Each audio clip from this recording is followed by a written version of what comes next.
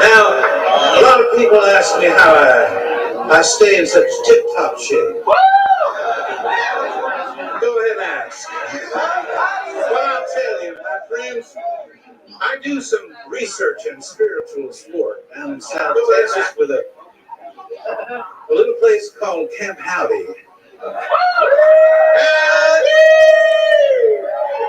Hey, now, give me a good mini pearl, Howdy. Goodness gracious. Well, I was down at Camp Howdy, sitting around in the campfire, surprising myself, searching for spiritual sport. Went out from in between the Aikayabuchi cactus and the pinon pines, came a dude of an hombre with dreadlocks hanging down, red bloodshot rolling eyes, and smoke coming out of his ears. He had on a beaver skin hat, leopard skin vest, lizard skin boots, and bear skin chaps. He had endangered species all over his body. He took one look at me and fell face down in the campfire, sucked up all the flames, blew out a smoke ring, spit out a live coal, looked up and said, "Oh, what are you boys? The hippies?"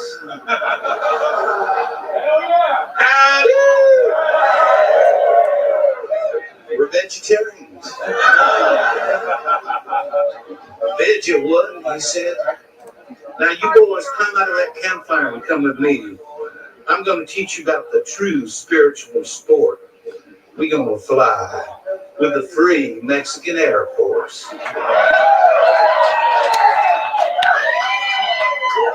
Well, when he said spiritual sport, sure enough, we climbed out of that campfire, went on back into our LL Bean catalog tent. We pulled on our cotton drawstring mail order yoke trousers with the extra flap. Slipped in a comfortable pair of them wooden sandals with the red rubber spikes come up from the bottom of your feet. Keep your chi moving like Elvis.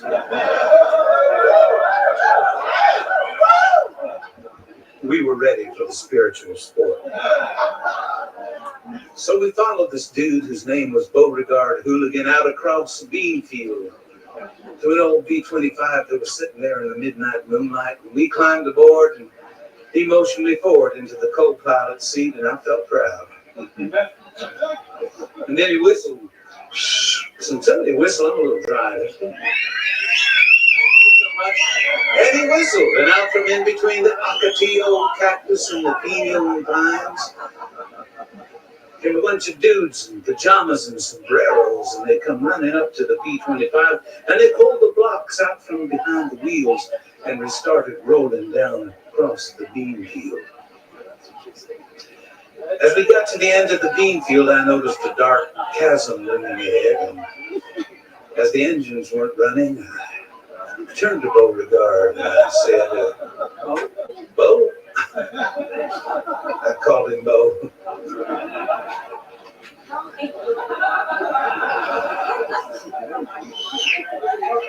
"This thing fly?" "What are you, boy? Superstitious?" Well, I called his drift as we went over the cliff. At the end of the bean field, plummeting down through the void. Not a sound of technology to disturb the ecology.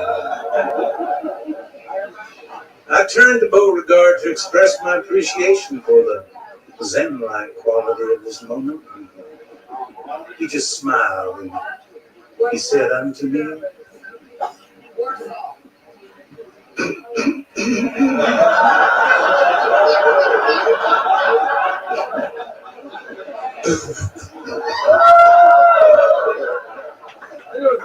"Dude,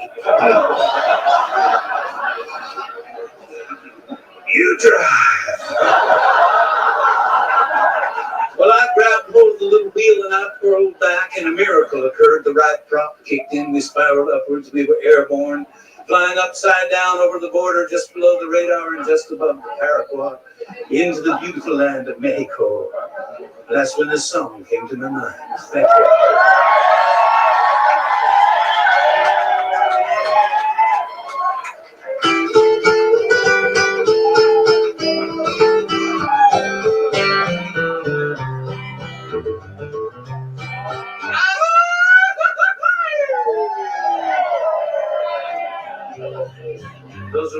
words exactly. In the Morelos Mountains, campesinos are planting their fields, where the ghost of Zapata rides a horse sticking still out from the wheel. High in the sky above and clear outside is the free Mexican Air Force flying tonight. Well, there in Kentucky, a cowgirl is cooling her heels, remembering that God gave us herbs and the fruits of the field. But a criminal law that makes outlaws of those seeking light make the free Mexican Air Force Mescalito riding his white horse. The free Mexican Air Force is flying tonight, flying so high. Yeah, yeah, yeah. Now strange and innocent herb causes money to burn. They'll jail you or kill you for making those rich fat cats squirm. But nothing can stop us, my vision is clearly in sight, and the free Mexican Air Force is flying tonight.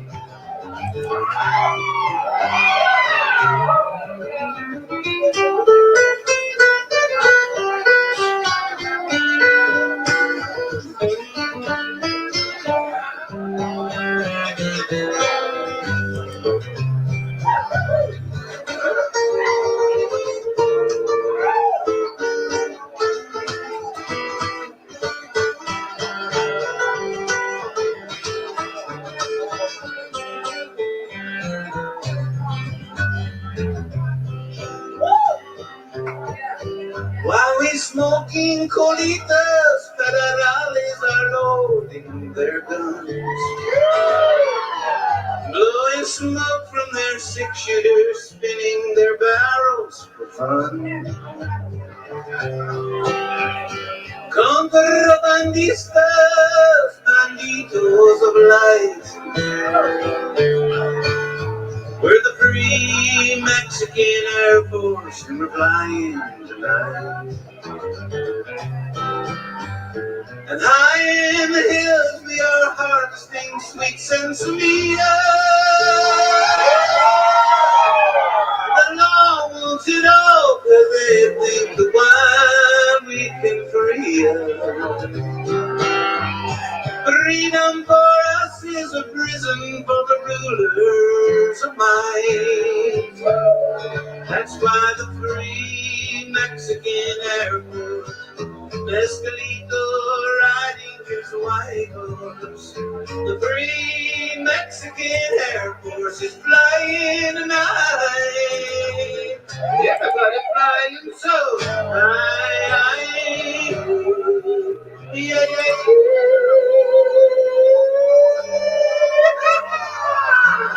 Flying tonight.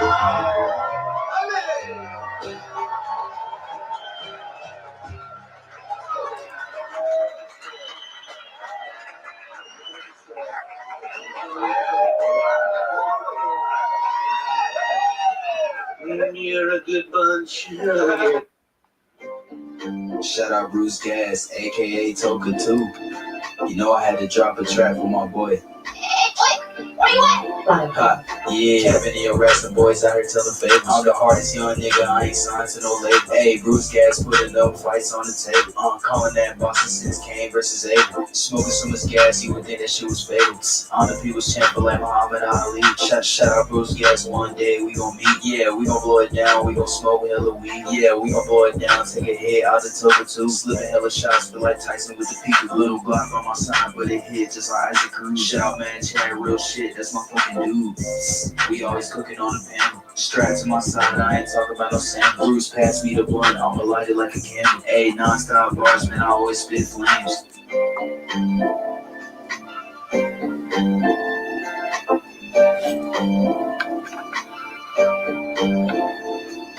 Feel like Bruce Cass always got a different strain. Bitch, you ain't like me, you can never feel my pain. You win and you lose, well, this a fight game. Don't beef on the net and the shit won't change. Said that on the stream, gotta do it for the game. Said that on the stream, gotta do it for the chat.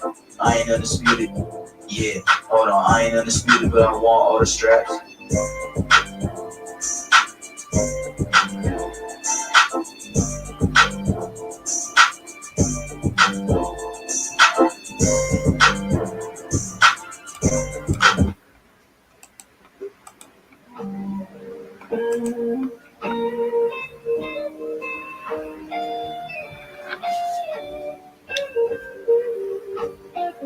Good early evening. Good early evening to everybody out there. Anybody out there. Everybody and anybody and whoever, man. Bruce Gass over here with you on Tuesday Night Fights. I think I'm going to have to solo it tonight, but we'll see what happens. We'll see what happens, man. Kicking back a little bit. We'll wait to see if anybody stumbles in here before we start the boxing portion of our show, man. We're going to talk about the greats who never got to wear gold in their careers. You know, there's a few of those. I mean, there's more of those than there are champions out there. We all know that. But I picked a select few here that I'm going to show some filmage of and talk about them. Fighters that I saw that I can share. I mean, there's some fighters like Joe Gans, man. I mean, we can go way back into scrapbooks days, and fighters that were screwed out of titles one way or another. But over here, we're going to talk about some of the more modern fighters that I saw that maybe some of you cats will remember. Right now, I got a nice little bud here, nice little nugget here. Is that focused? I think I put my hand behind it. There we go, focused right in there, man. Nice little red hairs. Let's focus that sucker. There we go. Come on. Autofocus on the camera is not quite working as well as I thought it would, but anyway, this is a nice spongy nugget. Very, very, very, very nice and I don't know, fresh. I don't think it's fresh because it was compact, but it smells good. It smells good. I'm gonna puff on that while I do the show here, man. If you don't mind, because being a card-carrying legal marijuana patient for the state of Rhode Island, this is how I pass my time away here, my state of retirement. Now let me say hi to everybody that stopped in here so far, man. I appreciate you guys coming in here. I really do, man. Focus Ball, my brother, first one in the building, man. Thanks for coming in. You knew. Salute, sister. Thank you for coming in, man. El Chindo Boxing. Salute, my brother A-Rod, man. Thank you for coming in, brother. Eddie Hearn, man, from across the bay. Salute. Andre, man. Thanks for coming by. Norris, my brother. Salute, man. Norris. Man, you know, Norris has got a great show out there. You never know what he's going to talk about, man. Check him out. Check all the people who come in here. Andre's got a nice show, man. I bop it. I go everywhere on the internet. Andrew Charles, my brother. Salute, man. Salute to you, man. But we're like I said, we're gonna talk about the Rhode Island. First of all, Rhode Island legislators finally after all these years. Staffer, thanks for coming by, man. Salute. I don't think I've seen you here before, bro, but appreciate you coming by, man. Bear with us here. We're right now, like I stated, it's kind of like a bittersweet. We're gonna, I'll explain that a little bit, man. Rhode Island, they had medical marijuana. I'm gonna say about maybe 15 years, 12, 15 years. It's been a long time. But now, 150, my brother. 150. I Stepper. I was on your channel, brother. 150. Let me make sure you're wrenched up over here, my man. Yes, you are, man. Remy, my brother. Salute to you, bro. Salute to you, man. Thanks for coming by, man. I got good people that come in here. GTS, brother. Salute, man. Salute.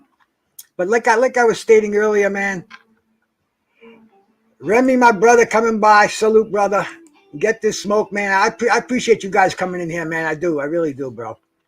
And today, like I said a little bit a while ago, man, it's kind of a bittersweet day in the state of Rhode Island, because they after many years we became the 19th state to legalize the House and Senate has signed it. The governor is going to sign it, and they said by December 1st, the dispensaries and they're going to be issuing licenses. So we're going to keep an eye on that.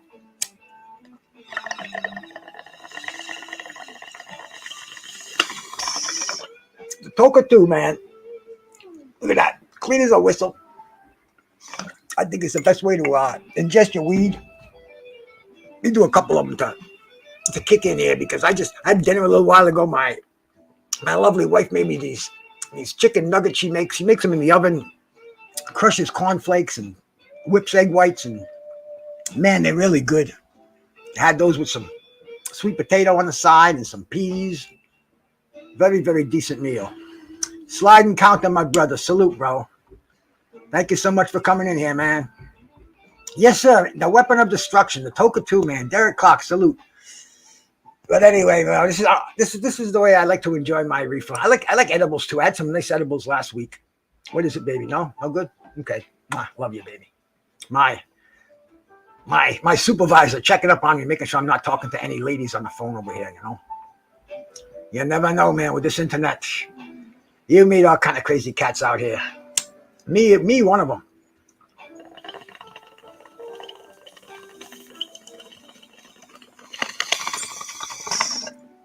No smoke. The only thing wasted is you. I should get a kickback on these suckers, man. You know, I tried to tell them. I said, man, you know, I just endorse these things with or without reciprocity. Is that the word I'm looking for? Reciprocity, whatever. But anyway, man, I would like to offer a discount, man. You know, push them, because I love these Toker 2s. But that's a whole nother subject, man. This legalizing marijuana in Rhode Island. You know, it's been medical marijuana, and I don't even like to go get it, because it's you know, when the government takes control of something, it gets out of control. And see, right now they've already on this the good things about this passage of this bill, they're going to take the expunge your record if you've been busted for the amount of marijuana that they're allowing, which is like 10 ounces in your house. And that's like fucking dealers have 10 ounces in their house, you know. But they're gonna, like I said, they're gonna expunge your record if you were busted. But that's a good thing. I mean, if you already did time, they're not gonna be able to give you back your time. But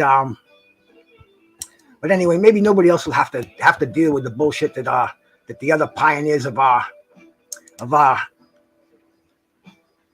hobby, medicine, recreation, fun, whatever we want to call it. A lot of people had to suffer, and now it's in the state house. You know, they're signing bills. It's legalized.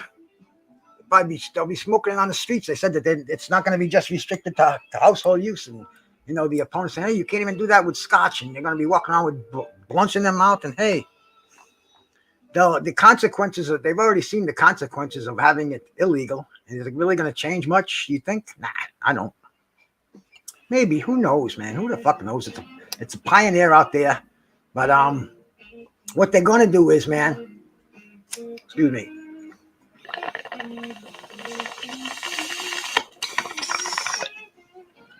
Because I have this up on my small screen down here. And here we go, yeah. The governor will appoint a 3-member Cannabis Control Commission, the CCC, and they're going to issue recreational marijuana licenses to replace both adult use and medical marijuana. So something new there, a recreational marijuana license. That's going to be interesting. And then there's also going to be a cannabis advisory board that's going to be established to make recommendations to the Cannabis Control Commission. And they're going to be including regulations, the distribution of social equity assistance fund, I mean, damn. And it also says the existing 60 plus medical marijuana cultivators will be granted adult use licenses as long as they're in good standing. Otherwise, there will be a moratorium on issuing new licenses for 2 years after the final rules and regulations are set. So that's kind of like, doesn't that kind of like kind of say that they're going to say who's growing and who's not going to be growing? And Jedi, my brother, salute to you, man. But that's one of these little things in the bill. Also, it's, the municipalities can opt out of the adult use industry. The adult use industry makes it sound like a fucking strip joint, man. Except in the areas where they currently have medical cannabis dispensaries, which is this town next to me called Portsmouth, Rhode Island. Very, very high income town. Very exclusive. You know, they got the medical shop there, and recreational is going to be there, right there too. And man, it's a new world, baby. It's a new world. And also, man,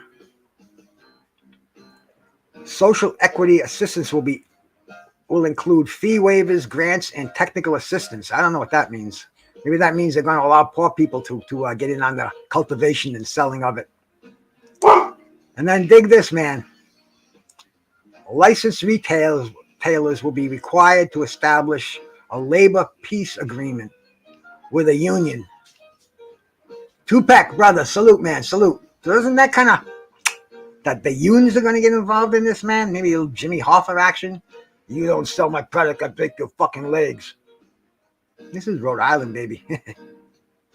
You know how it's going to go down. And then towards the end of the bill, a retail excise tax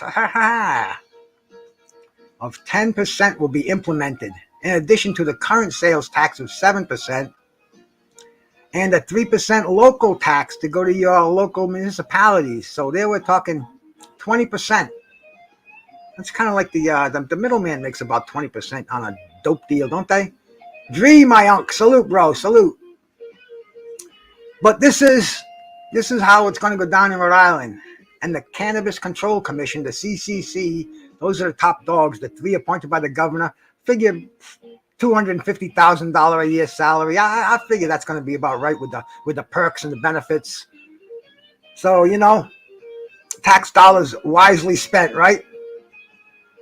And this legislation passed. The Cannabis Control Commission may recommend to the General Assembly that licenses be issued for social consumption sites, marijuana delivery services, and other categories. I kind of like that, you know. They calling up the dealer. Hey, you got to come over and get. No, man. You come over here. You got a delivery service going on. My credit card. Okay, thank you. But more boxing, bro. Salute, man. Salute. This is news on the marijuana front, bro. And you know I like to keep abreast of that, especially when it's in my backyard over here in Rhode Island.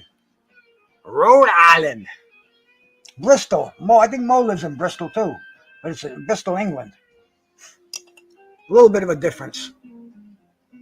Okay. That's the dope on the dope.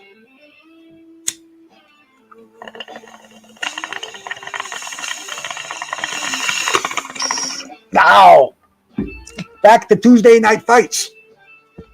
I don't have Sean O'Grady with me, and I don't have Al Alpert. I forget which Alpert it was, but we can take you through that here, man. I was going to talk about the fighters who could have achieved gold, who would have, should have, whatever, man. But they were great fighters in their day, in this day, and they just never received that world title. You know, they received world title shots, some of them, most of them, but never grabbed that elusive gold ring. And the first one I'm going to talk about is a heavyweight. I dig heavyweights anyway. You guys know that, man. Yep, Bristol, England, Mo. Aikayabuchi. You know, he was a killer. Literally a killer. That crazy cat, man. Tay, salute. Thanks for coming by. And anyway, Aikayabuchi. I saw him several times. LT, my bro, salute my Spanish brother. Thank you so much for coming by, man. Thank you so much. And anyway, man, Aikayabuchi, he came on the scene when Mike Tyson was incarcerated, and he was destruction. He was a killer. He was literally a killer in the ring, man. A heavyweight puncher, 240 pounds. Chen Smoke, salute my brother. And he had destruction on his mind. Slide and counter. Thanks for coming by, man. You were here already. What am I saying? I see I get a little kick. I get a little buzz on from the weed. And I start getting, repeating myself and getting redundant. But anyway, I mean, Ike. He had a great fight with,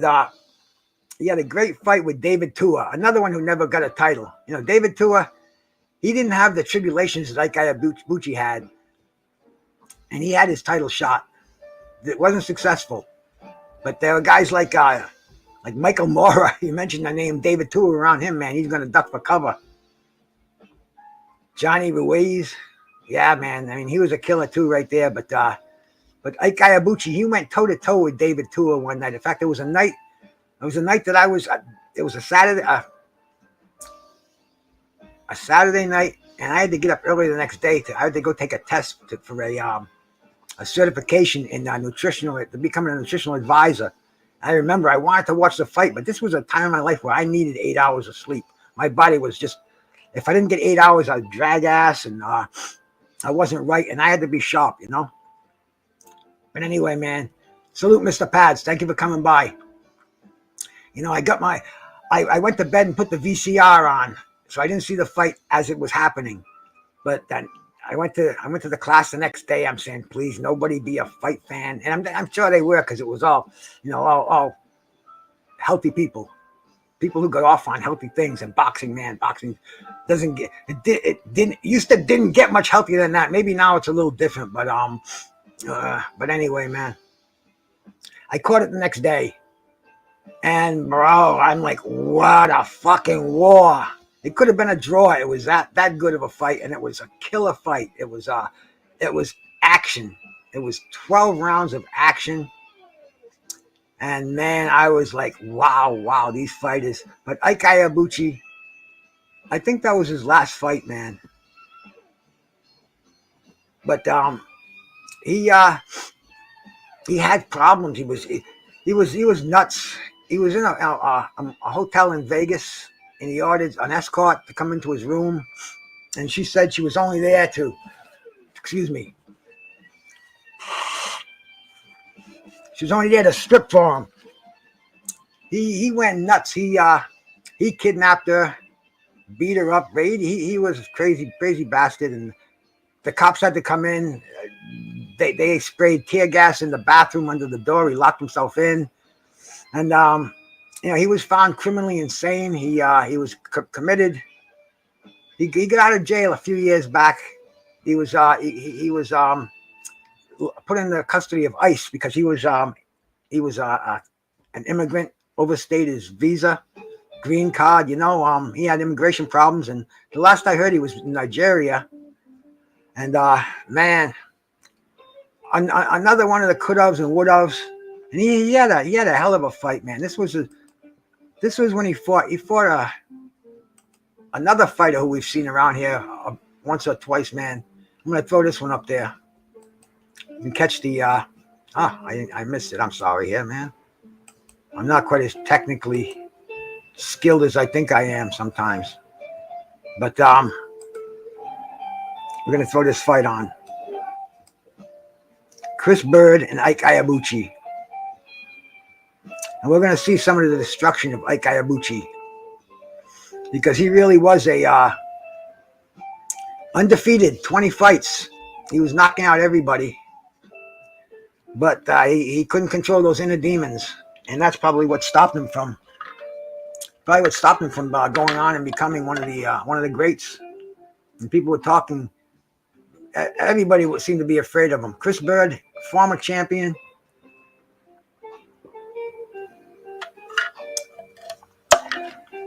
Legitimate heavyweight at the time. He was 215 pounds. had victories over Evander Holyfield. Slick boxer. And yeah, he fucking, I didn't expect to see Chris Byrd. Chris Byrd was slick.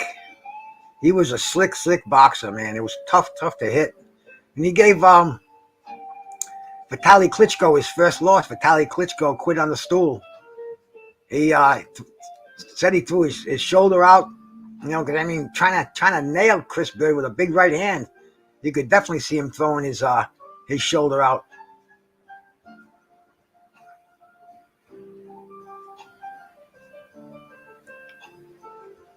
Yeah, you're right, man. Chris Byrd, he looked very, very amateurish in here, and he was a consummate pro. He really impressed me when he moved up to heavyweight when he beat Holyfield, and man, it was sad to see his title reign so short. And I saw him on a show the other day. I think it was Drew Titans. He said he wants to fight again. He wants to be He wants to come back as a middleweight, and I hate to see it. I hate to see these old guys fight. They don't realize, you get old, and you just get a little tighter, and things hurt a little bit.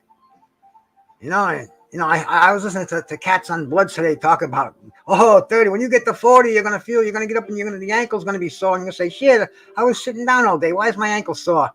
Wait till you get to your fucking 60s, bro.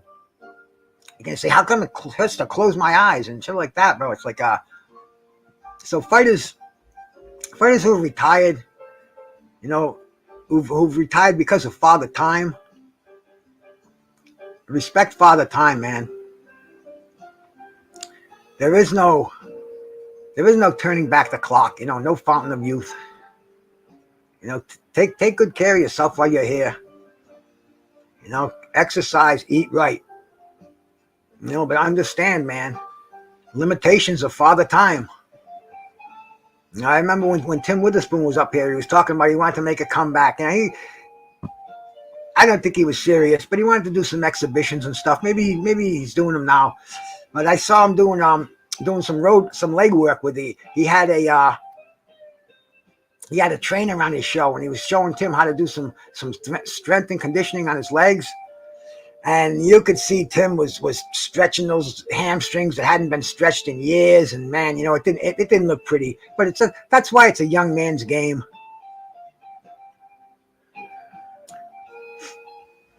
Exactly, sliding counter. Water, I drink it all the time. I was on a show the other day with my friend Big Duke, fourth quarter talk. And another YouTuber. Everybody's got a channel. We all do shows, man. And it's like, man, just do them whenever you feel like it. I did this. The one I'm doing tonight, the Tuesday night fights. I forgot all about it today because it's been such a hectic week, really hectic week. And my wife says, "Hey, you're doing Tuesday night fights tonight, haven't you? Yeah." I said, "Shit, yeah. Shit. Whatever. I'll go on live and just think of one as we're going. We'll wing it. We'll do it off the top." But anyway, man, I was gonna do. I even forgot what I was going to do. Get rid of that. A little more room to see the fight here. But, yeah, I just said, at the last minute, I said, man, let me put up fighters who really great fighters who never won the gold. I forget what I was originally going to do. But I stopped in the middle of it and said, put the brakes on, reverse a little bit. And then I talked to George, my co-host George, one of my brother's bros who comes on here with me. And man, George, he's a wealth of information, man. Retired HBO producer, sports executive, whatever you want to call him. He doesn't really tag himself in anything, but he's out there doing an ESPN special right now with Joe Smith. He's been in Joe Smith's corner for the last 2 weeks, and he's telling me, man, the nutrition, the conditioning. So I'm drinking a gallon of water every day. And I told him, I said, man, I drink a gallon of water. I try to drink a gallon of water every day. And the difference I feel when I do it, it's like, it just makes you feel good. Makes everything in your body feel better. And I've been saying this now for, I don't know, maybe like 25 years. I did I did an article in my boss's newspaper. But anyway, a place I used to work for, and they used to do a periodical. It was called Fit to Print, and they give it away. They go to different nutrition stores, GNC, Vitamin World, and they put a stack of it on the counter and they throw it in all the bags. But anyway, he'd put little articles in there on best times to train, best things to eat, different nutritional articles. And he asked me to do one on supplements, top 10 supplements. And I don't take 10 supplements anyway. I never really did, but I always took a lot of supplements, but 10. Anyway, I put on there the creatine, the vitamin C, the vitamin E, the flaxseed, different supplements that I take. And then I said, water. Water's the supplement. Water is the supplement, bro. I should have put Aikayabuchi on the title. Yeah, man. Mo. Like I said, I wing this one. It's a good story, but there are also some other good stories in here too, bro. Stick around if you can, because we're gonna watch Aikayabuchi on a path of destruction with Chris Byrd over here. Look at the punches, man. He's digging them. He's hitting them to the body. Yoda Crush, my brother. Salute, man. I mean, he's cornering Chris Byrd, chasing all around the ring, landing heavy hands, and look at those feet, man. He's on the front foot. And he is just a power puncher, not moving backwards at all. Chris Byrd, he's trying to parry the punches. He's trying to use his skills, but Ike is just too big, too strong, hits too hard. Oh, did you see that left hook uppercut? That would have taken his head off, bro. Yes, I am sliding counter. That's in one of the supplements I take right now. I just started a new one. It's turmeric. Yes, sir. That's one of the herbs in the supplement that I'm taking now, and I'm taking it on the advice of Bobby Ches, who told me that he was going to get a hip replacement, and he started taking this new supplement, Protendum, it's called. I'll tomorrow.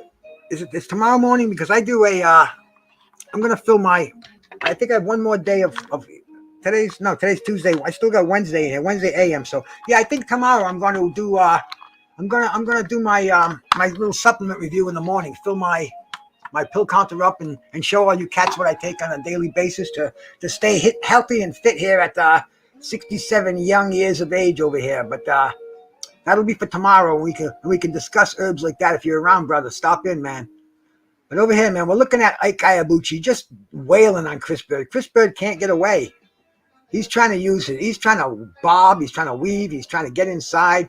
He's trying to use all kind of head movement, keep the hands up, cover, help protect the body. He's just barely throwing punches back. Aikayabuchi is just keeping him on the ropes, hitting him everywhere, man. Hitting him everywhere. Yes, it is, Mo. It's an herb that's and this supplement that I have, it's got several herbs in there that I've tried before, and they've all worked. But I don't know. This seems to be like they call it synergy. Oh, look at fucking Aikayabuchi. That's what I'm gonna hold off on the supplements until tomorrow, bro, or who knows when. I'm not gonna put on anything, man. Look at this. The round is over. Oh, that is a fucking beast. Look at that face. That's a fucking madman. Whew. He is an animal. And they said that was his problem. He couldn't turn it off outside the ring.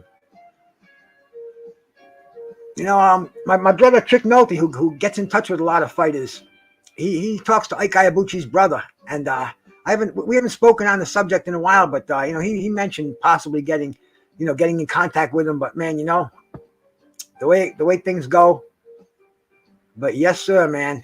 Interesting guy. And look at that, man. Chris Byrd cannot even run away. He's nailing him with all kind of punches. He's got some long arms on him. Oh, that right hand, the way he stepped into it, he threw that left jab and just followed through with the right hand, man. Beautiful stuff. And you got to remember, those are punches that'll take your head off.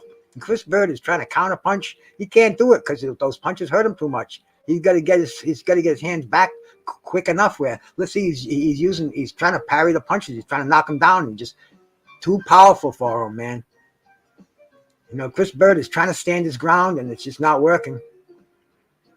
He's going back to boxing, And man, I don't know what's on Chris Byrd's mind, because he's saying I've hit this guy with everything I have, and he's just coming at me and he's hurting me.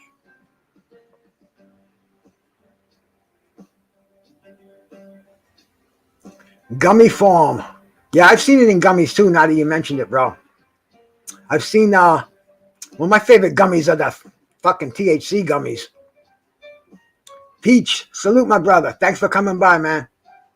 We're showing the fighters, the best fighters I've seen who never won world championships.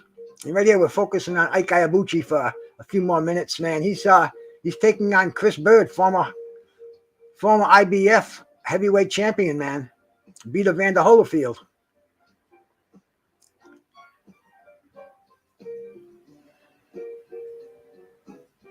Getting destroyed by Aikayabuchi over here, man. And his Vitali's big brother, little brother, Vlad, came back and got revenge for Vitali by giving Chris Byrd another L. That's the end of this. No, the referee's breaking it up here, man, and they're getting back. And like I said, Aikayabuchi, Chris Byrd, you can tell he's not even trying to hit him with a jab. He's just trying to keep him away. He's trying to keep him off him. And when he gets in the ropes, he's putting his elbows in. Chris Byrd's spinning off, trying a nice little combination, but maybe this is his last hurrah, because Ike is like he's a tornado coming in here, man. He is not going to be denied in that ring. He wasn't denied outside the ring either. And like I said, he had to be arrested, subdued, thrown in a mental institution. Deported from this country. And this was a badass motherfucker, bro.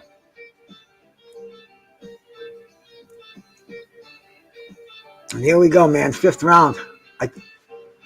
I don't think this fight goes much longer than that. Possibly 5th or 6th round. But man, Ike is no bullshit, man. Hey, I got. Speaking of no bullshit, man, I just noticed somebody else stopped in the room. One of my co-hosts on Tuesday Night Fights, my brother G5. What's happening, brother?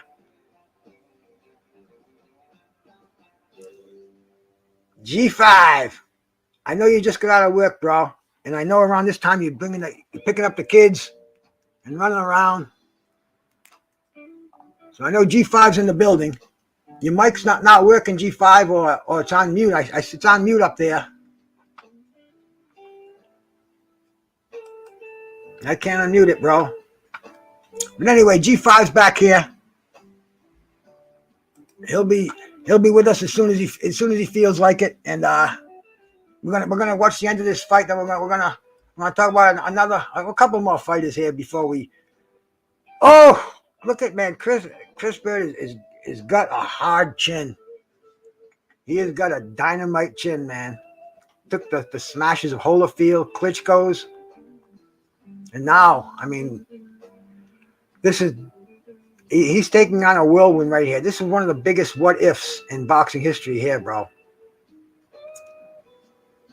And this is at a time where, like I said, Mike Tyson in jail, Aikayabuchi, fighters like Tony Ayala. Sometimes fighters just can't control themselves. I mean, we all have a dark side, and sometimes people can't keep that manhole cover on. And look at that!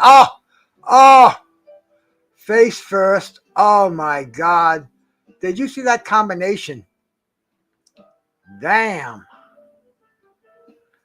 I finished my gummies, Teach. They lasted me Saturday through Thursday, and I'm about good night. And Chris Byrd back on his feet. He said, "That wasn't a knockdown. I slipped." Okay, man. This is going to be over soon. Look at damn. There we go. That's it. He's out on his feet, and Chris Byrd is oh, he's complaining, and the ref has to catch him. But that was the legendary man. That was the Nigerian Nightmare. That was Aikayabuchi. And another dude we're gonna talk about here, man. We're gonna stay away from the heavyweights just a bit. G5, my brother. Salute, man. Salute. Good to see you, man. What's going on, my guy? I was getting through some rain, man. It started pouring down, raining over here now.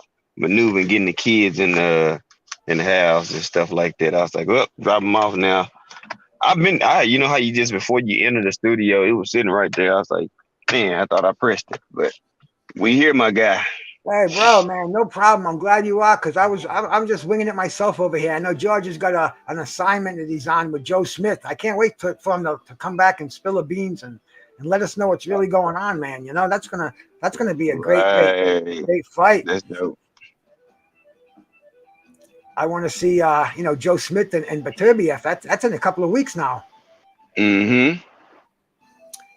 And man, George has been in Joe Smith's camp now for the last 2 weeks. So that's going to be interesting. And then John Scully, I'd like to hear what he has to say about Beterbiev, because he's his trainer, and he's always, you see him a lot on Drew's show, and Trick Nolte's hooks up with him all the time. So we got some good connections over here. We know what's going on behind the scenes. But anyway, bro, I'm talking about fighters who are great but never won a belt. And one guy I'm going to talk about now. This guy was on the 1976 Olympic team. Howard Davis Jr. You know anything about him, G5? I've heard the name. Okay, he was that was the year that they were the probably the greatest Olympic year in United States history for boxing. That was the year. 72? 76. 76. I knew it was somewhere in the 70s. I just couldn't remember which year. That was Sugar Ray Leonard, Howard Davis, the Spinks brothers, and even who was the gold medalist? Was it John Tate? Was he 1980? Man. Anyway, it was just Leon Spinks and Michael Spinks, Howard Davis, Sugar Ray Leonard, and and Leo Randolph. He was a featherweight. But it was an incredible year for the United States gold. What are you doing? Sleeping on a bag of potato chips over there, G5? No, I was wiping off some.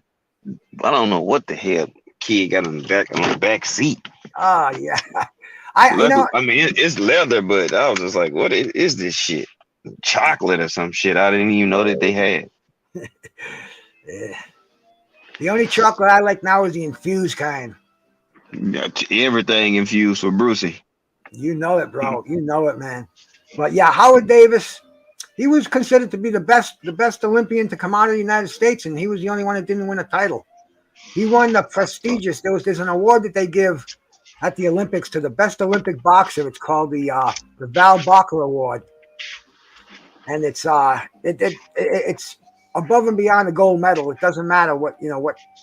It's only given to one boxer in the whole Olympic boxing from whatever country, and it was given to Howard Davis Jr. And they predicted big things for this man, and he had 2 title fights. Bring up one if I can here to put in the background as we talk a little bit here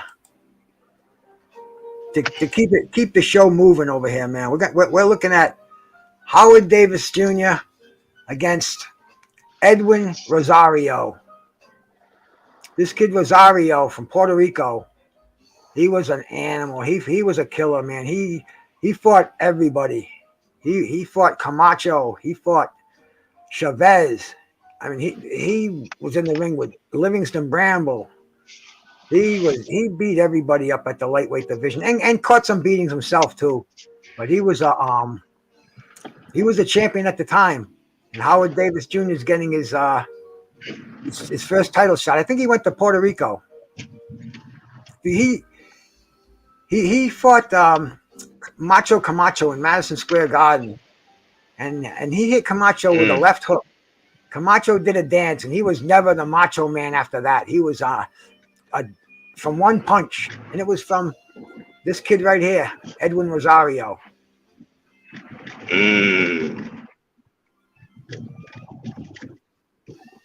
Knocked the Macho out of Camacho.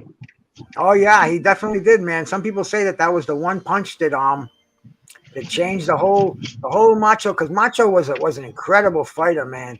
Throughout the early '80s, he was untouchable. He was almost a perfect defensive fighter. Like nobody could hit the kid. He was fast. He had power, footwork like you wouldn't believe. But I don't know, man. I don't know if it was drugs or booze or age or whatever. He faded. He faded real fast. Probably a combination of all of them. You know, when you the man, you riding high.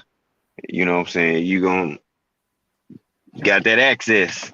Even more when you got money and some fame behind you too. Then you beating up folks, knocking them out, and man, look. Yeah. Then the access that y'all had back in the '80s, and different time.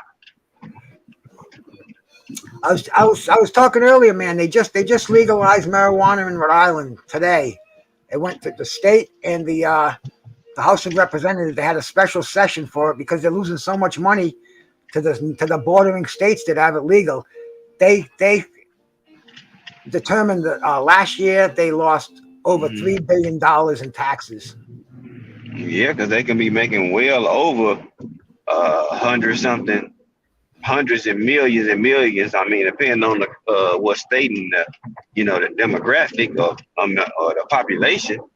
Like the first, like Colorado monthly. My God, man, Jesus, makes a ton of money a month. I'll tell you, where I live, everybody likes to get high all the time.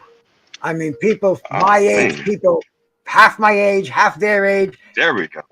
As long as you're over 18, then whatever you want to do. But I mean, everybody, more people than drink booze. I think once they legalize the weed, once they start opening the recreational shops, you're going to have the edibles. People are going to try it. Hey, this is nice. I got no hangover.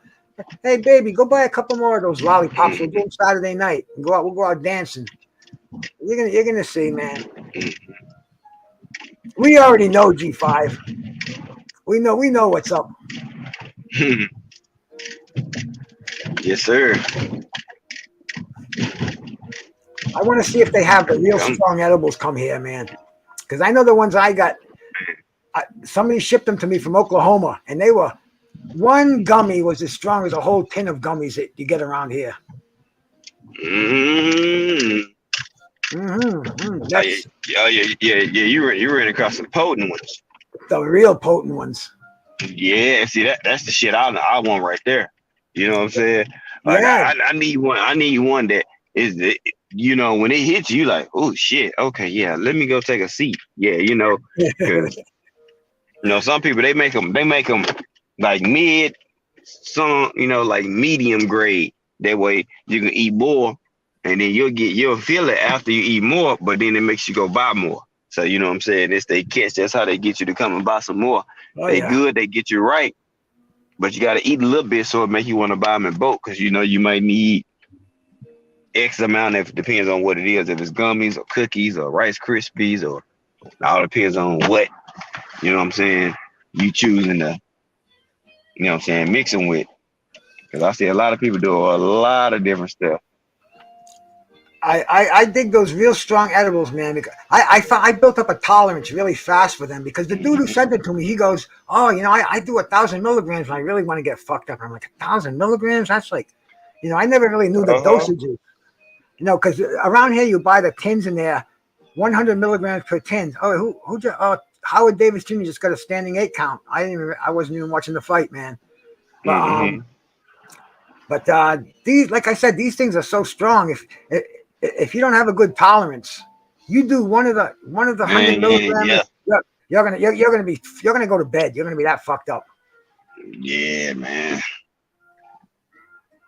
So I'm starting to. Well, I've already. It's not even starting. I've already become a master at the dosages. It's like for me, for a good buzz, 250 milligrams. I'll buy one of those 1,000 milligram cookies and quarter it, and I'll do it like that. But fuck the 5, 10, 20 milligrams. That's bullshit. Those are a tease. What about me? Salute, man. Salute. Thanks for coming by. I saw somebody else coming in. Yeah, my brother Demetrius Bright, bro. Salute, brother. We're talking about some fighters who are real good but never achieved gold. And we're looking at one right now, Howard Davis Jr. Look at the boxing skills of Howard Davis Jr. He was considered the best coming out of that class of 76. And like I said before, we stated it earlier, man. I hate to be redundant, but it bears re-mentioning. He was in the class with, I just remembered who the heavyweight was. Big John Tate. He didn't win the gold medal. He won the bronze medal. And in Olympic boxing, there's 2 bronze medalists in the Olympic. They don't have the bronze medalists fight each other. It just goes the silver medalists and the gold medalists fight each other. But the bronze medalists, there's 2 of them, and just remembered that John Tate was the one. The great John Tate, the famous one. Man, this film got awful dark all of a sudden. I don't know how to. Let's see if the settings help it at all. Quality 480. No, it just seems to be dark for some reason. But we're not gonna sit through a dark fight here. But anyway, that's Howard Davis Jr. And that was Howard Davis Jr.'s attempt at winning his lightweight title. His first attempt. He had another one. He fought Jim Watt in Scotland, I believe. He didn't win the title there that way either. And Howard Davis, man, he's well retired now. I hope he's still alive, man. He was, he's a guy I watched him fight a lot. Tony Baltazar, he beat him. He was a darling of CBS. Right around the time of Mancini. Ray Mancini stayed away from him. He knew better. Howard Davis, slick boxer. Along the lines of a Shakur Stevens. Real slick boxer. And let's see, who's another one that I want to talk about on this list. Oh man, this was another cat, man. This was you guys are gonna like this one. I know I did, man. I watched this fight and I was like, who is this guy? This guy looks like Jack Dempsey. I mean, and why is he punching him low? And what happened to Riddick Bowe? And this guy's going to be champ someday. But anyway, man, the guy's name was Andrew Gulotta.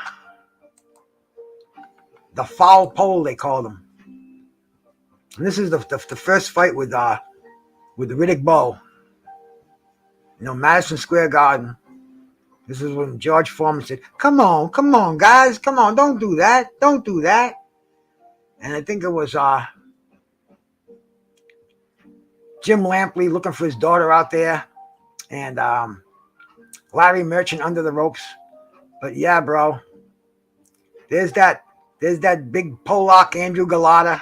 He's got Lou Duver in his corner, and I think he was undefeated at the time. I remember before this he fought Michael Grant. Grant decked him. He decked Grant. I don't even remember the outcome. I think Gulotta won. I don't know, man. It's you get older, your memory doesn't work as well. So all you cats, be appreciative of that memory. But here goes Andrew Gulotta, man, and he's with a prime Riddick Bowe who's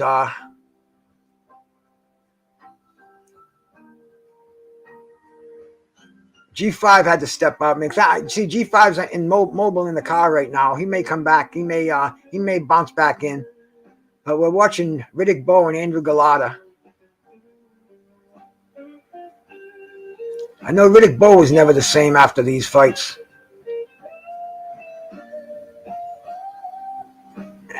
some of the, this is some incredible boxing by Gulotta. I remember watching this. This was on HBO, and I'm saying, look at this kid. I said, look at this guy. Who is this Andrew Gulotta? I saw him once before, and he fought. Is the guy's name Tui Tua? Or was it? He bit the guy. He pulled a Mike Tyson, bit him in the shoulder, and that was kind of like a precursor of what's to come, because Andrew Gulotta could not control himself. But look at him outboxing Riddick Bowe. Look at that beautiful combination.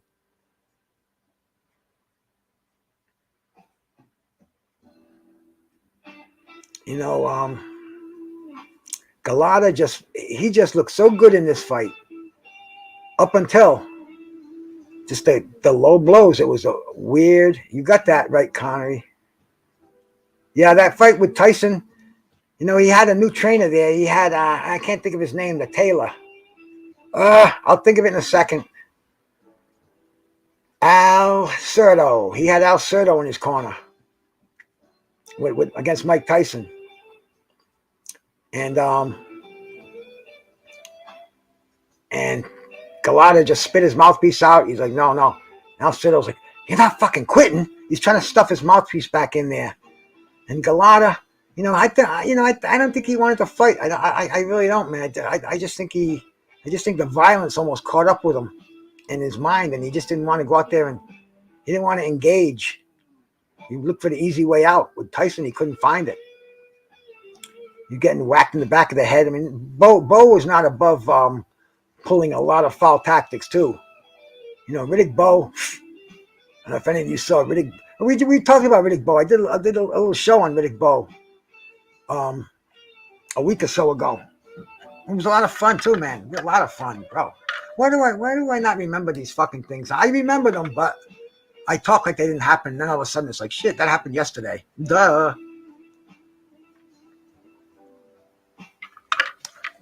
But you can see Andrew Gulotta. He's got faster hands than Riddick Bowe. And Riddick Bowe's walking back to the corner.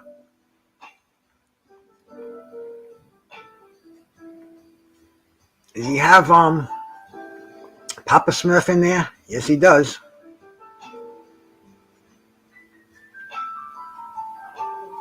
Eddie Futch. Telling him what to do. It looks like he's got 3 cutmen working on him. But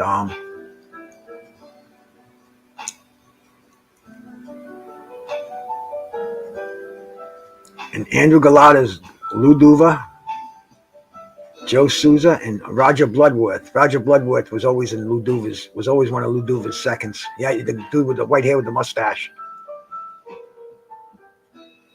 But Lou Duva, boxing folklore himself. It's another one. I can't remember if Lou's passed away or not. I sat next to Lou Duva at the Providence Civic Center. It was amazing, man. The people in front of me, it was Lou Duva, and it was his son, or his son-in-law, Dan Duva, his son, and Shelley Finkel, and Hagler's 2 trainers, the Petronelli brothers, Goody and Pat, and Hagler himself. And Hagler's brother, Robbie Sims, was fighting, and man, I was sitting behind Shelley Finkel, and it was no problem, man. Just his bald head was in my way. But Hagler was animated. It was like he was in the ring when Robbie Sims was fighting.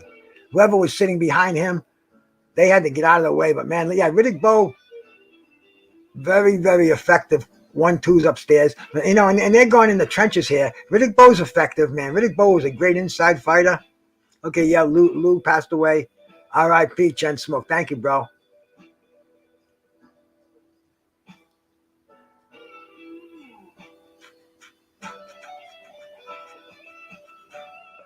This is some serious infighting here, bro.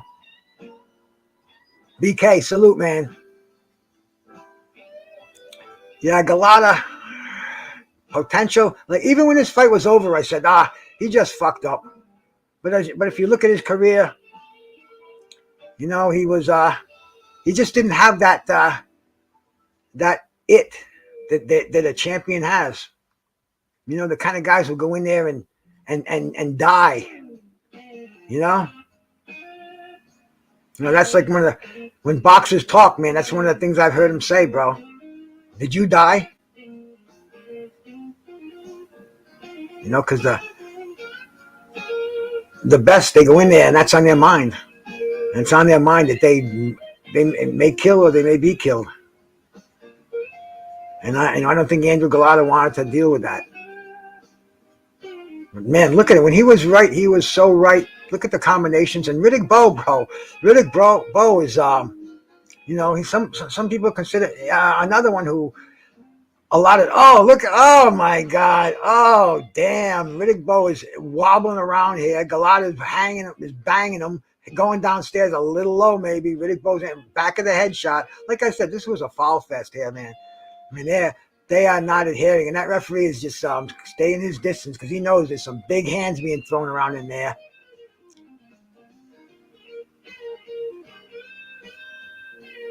It's chilly in here, man. You know, it was 90 the other day. It's got to be probably 60 out there now. But it's cool. It's cool. I'd rather be like this than be sweating. Oh, Riddick Bowe. Oh, man. Woo. BNB, my brother. Salute, man. Yes, sir. This was a hell of a fight. George Foreman was announcing it, man, with the HBO crew. And this, I was watching this fight, man. It was like I was expecting an easy win for Riddick Bowe. You know, this was supposed to be one of his redemption fights. Get back on track again. But, and look at the shots that Bowe has. Look at that combination, man. What a beautiful left hook, overhand right. And Gulotta knocked Bowe back on his heels with that one, man.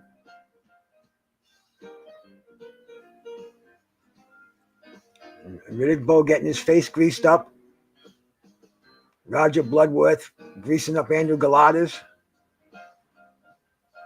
And then, like Lou Duva, I don't know if this fight gave him a heart attack or what, but this fight was the cover of the magazines for while they were still printing up the magazines.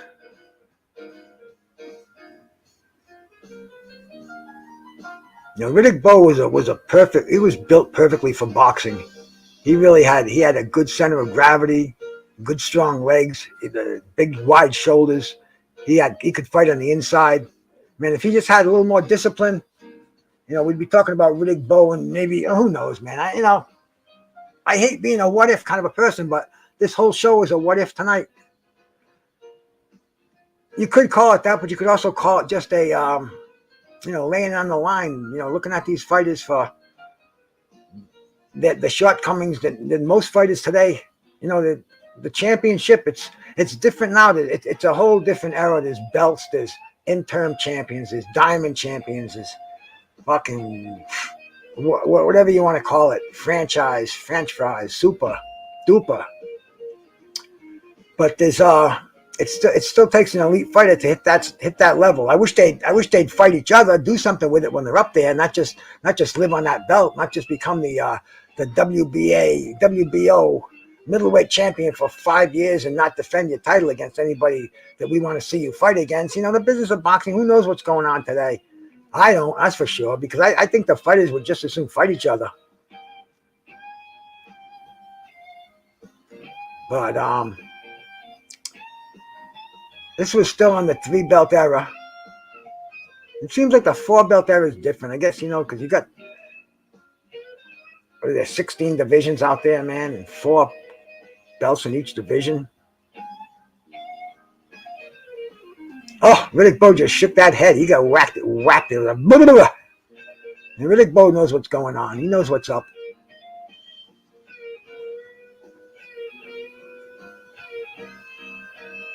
Now I remember when was it Vinny Paz and Roger Mayweather and Duva went in the ring, and you know he's been carried out of the ring before. You know, Lou Duva was folklore. He's one of those figures in boxing. Anybody on the East Coast, anybody around the world, man. Lou Duva, he was the father of the family. Kathy Duva, Dan Duva. I'm sure there was another couple of them in there that I can't remember.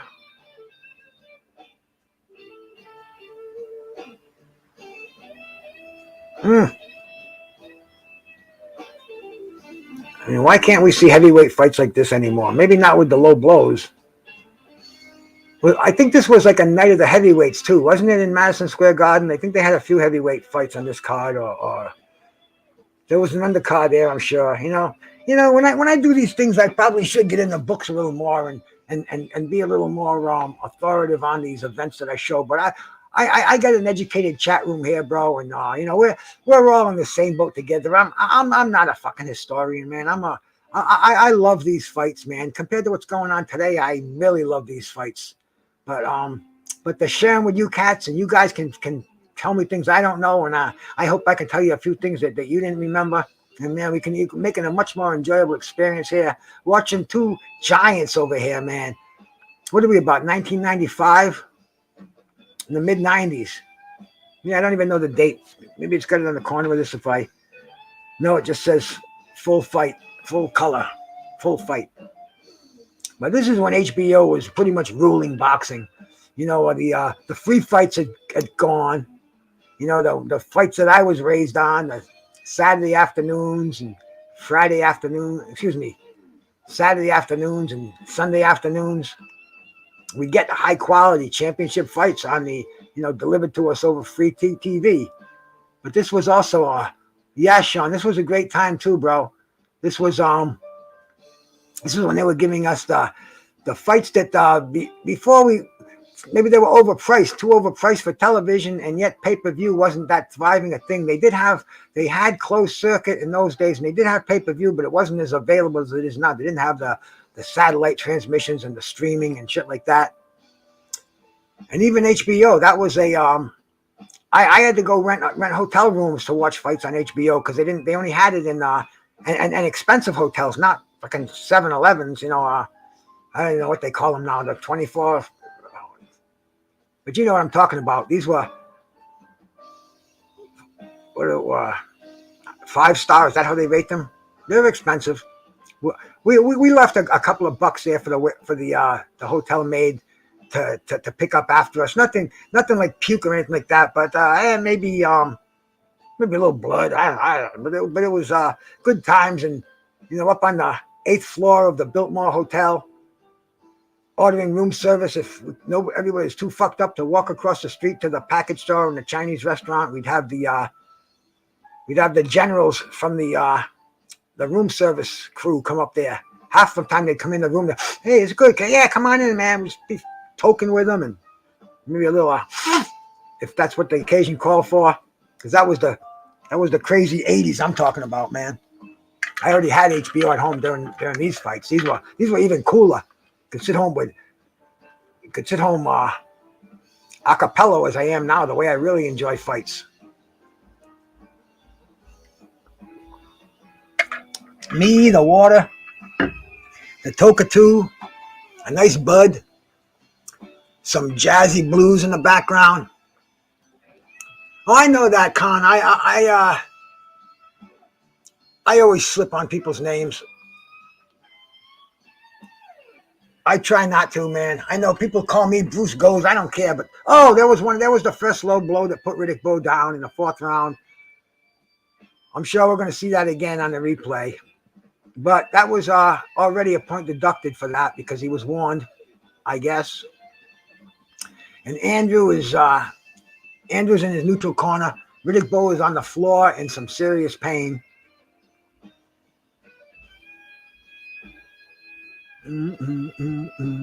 Mr. Pads, what are you trying to make trouble out there? Mr. Pads, you're always looking for these freaking things. What is it? What do you care if I'm Portuguese, Greek, Italian, German, Afro-American? What's the fucking difference, man? You want to hear some good Portuguese jokes? We got some real great ones. But look, Riddick Bowe, take as long as you need.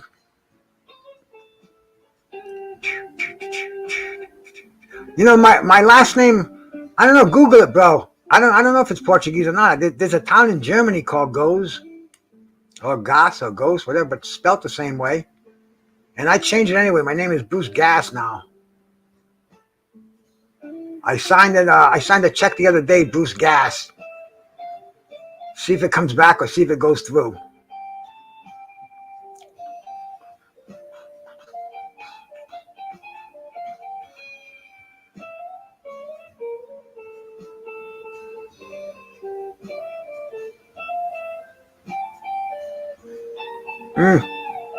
Center ring. Riddick Bowe's got to be pissed off. He's got to be trying to get feeling back in those legs. This round is over. What's Lou Duva going to say that it probably hasn't already said a million times?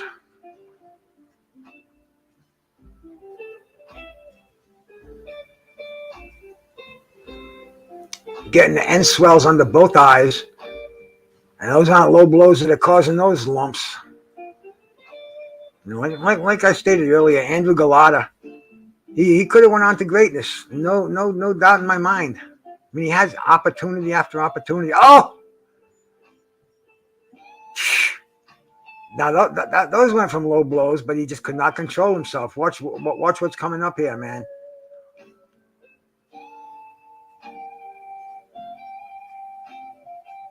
Who is this kid? Why didn't they show the low blow? Come on. And Gulotta looks like he's just kind of into the groove of it all. And you can see he shakes his head and he opens his eyes wide and he almost gets this crazy sense of reality in his head. And then he goes back to the fighter again. The man's head is it's something that definitely needs to be professionally analyzed, because he had so much talent and he had opportunity. And he could have been a lot more successful than he was. He's an afterthought and a joke basically now.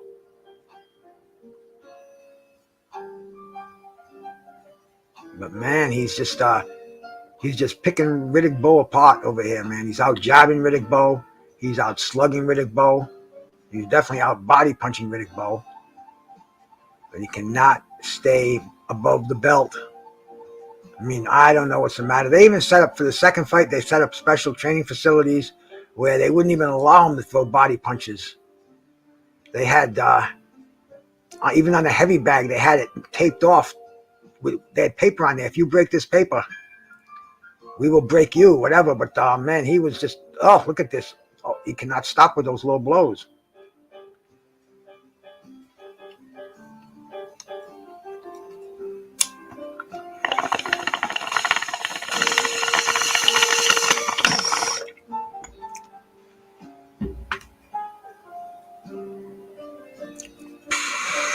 Analyze pigeon. Ha! That would be a good one, bro. Excuse me. Water.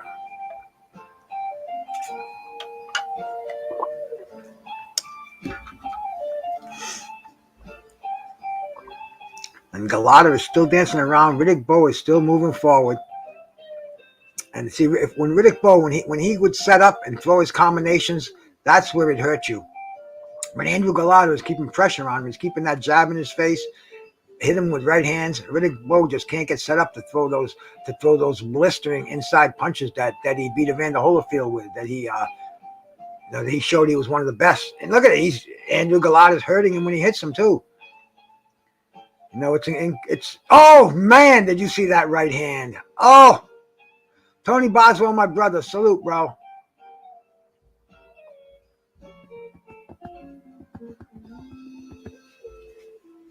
Tony Boswell, you're always showing love and support, my brother. The hardest working man on YouTube over here, man. Shout out to Tony Boswell. And to Pigeon, salute to you, brah. I was wondering where you were all day today.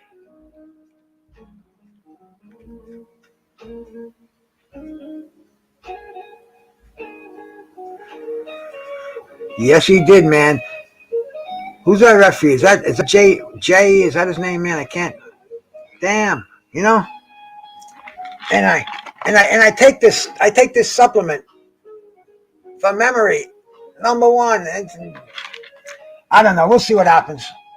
I guess, Jay Blues, man. Salute my brother. Salute to you. Digging on some fights over here, bro. Thanks for coming by. Thank you, everybody, for stopping in here, man. Do me a favor, hit the like button. I keep forgetting to say it. I guess you got to say it all the time because, man, you know, I do some of these shows, man, and I got sometimes 300, 350 views on there. And then I look, I only got like 30 likes. Come on. Does that mean everybody else doesn't like me? I don't know if it means anything, but I think everybody asks me to get the likes up there. So I guess that that might be a way of getting more exposure. So give the kid a thumbs up, man. Come on, baby. Come on. It's free. Help me. I look at the analytics of the show when it gets over, and you know, I see great watch time. People stick around for a while. You know, people come in and come and go, but the average watch time, you know, I get up there sometimes 20 minutes, 30 minutes. That's cool, because when I first was doing these, and I was seeing 10 minutes, 8 minutes and shit, and I appreciate you guys coming through. I'm glad that you can be entertained over here, man, because that's what I'm trying to do. You know, how many times does everybody have to say it? There's a million shows on all the time at the same time, and this is like, I'm cutting in prime time over here, man.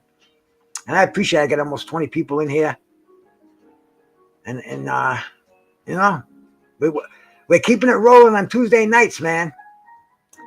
We're on a skeleton crew here, but we're still doing our thing over here, man. We're watching keeping the tradition of Tuesday night fights alive. And over here, we're watching a great fight from somebody who's part of our theme tonight, man. The great boxers who could have been a great, but somewhere along the line, they just didn't pull that brass ring off the pole, man. And there's a perfect example right here, man. Andrew Gulotta. Everything going for him, man. Everything going for him. Yes, sir. He definitely even those legal body shots, they look very, very destructive. Gulotta's putting everything into those, man. They're not arm punches. He's following through. He just nailed him with a right hand to the body that would have folded anything, bro. You know, Gulotta's got a nice defense too. He's not getting hit a lot, but we all know what happened to the guy in his biggest fights. And this is not the time to not be at 100%. Yeah, Con, I'm going to show you a couple. We're going to go back to this. Oh, Riddick Bowe's again, another low blow. Oh, man. The second time, and Riddick Bowe, it looks like he does not want to be where he's at. Now, I'm going to go back to the 70s after this fight. We're going to look at two fighters who never achieved that ultimate goal that every professional boxer who laces on a pair of gloves goes out there for, bro. That's a world championship. And now if you're a fighter of above average, a great fighter, you have to be a great fighter. You can get a title today. There's a lot of titles, man. You can get rated easily if you have the right connections. Oh, look at that punch. And that's it. Riddick Bowe's like, ow. Look at the look on his face. And he's plenty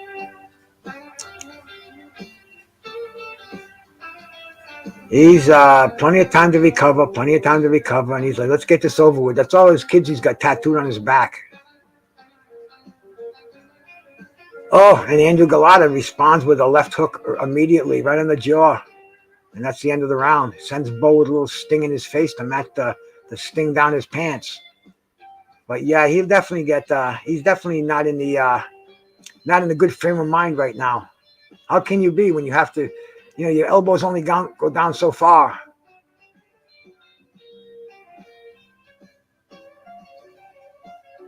he's got Papa Smurf telling him what to do, man. Telling him how to avoid these punches. Believe me, Eddie Futch has seen it all.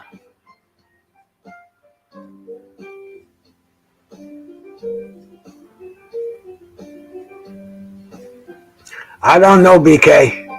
I don't know, man. I know Riddick Bowe had a crazy career after, Riddick Bowe went into the Marines and kidnapped his wife. And Riddick Bowe, sad story. Most boxers have a different inside. You have to get in that ring, man, and risk your life. I don't know if any of you people, you've been in fights before. How long do fights last? 30 seconds? If you're lucky, 10 seconds. Boom, they're over. These guys have to get 3 minutes.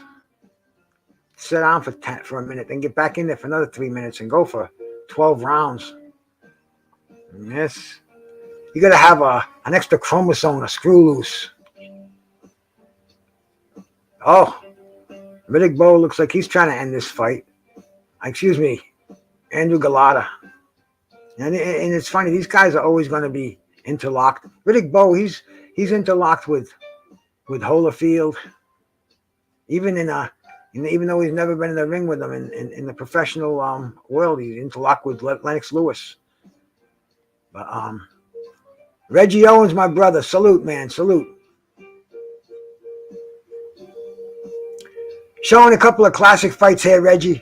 We're showing some of the fighters who almost made it, who never achieved the success. Look at that, man. Another point for a low blow. Riddick Bowe is so far ahead of this fight. He's behind on the cards, no doubt about that. He's been knocked down, but as far as the 3 points already deducted, and look at Riddick Bowe hitting him in the back of the head. Wow, Riddick Bowe is pissed. This has not become a boxing match. This has become a fucking savage war over here. Riddick Bowe is saying, you're going to hit me in the nuts. I'm going to take your head off. I don't care if I'm and Gulotta again. This is insane stuff. And Gulotta was told by his corner, don't throw any body punches. Just throw headshots. You can win this fight. Just hit him in that jaw. Hit him in the head. But nope. Gulotta is, he's a stubborn pole. And he just doesn't. He loses those instructions, man. When people say they black out in a fight, I think that's what Gulotta does. But I think he sees a red, and he just throws those fists. He doesn't hear the instructions. He doesn't hear the warnings. It's crazy, Sometimes you get in fights, and that's what happens. And look at this, man. Look at him landing those punches upstairs. Why isn't he going after that head more? He's bouncing that thing around like a speed bag. Another low blow. Ow.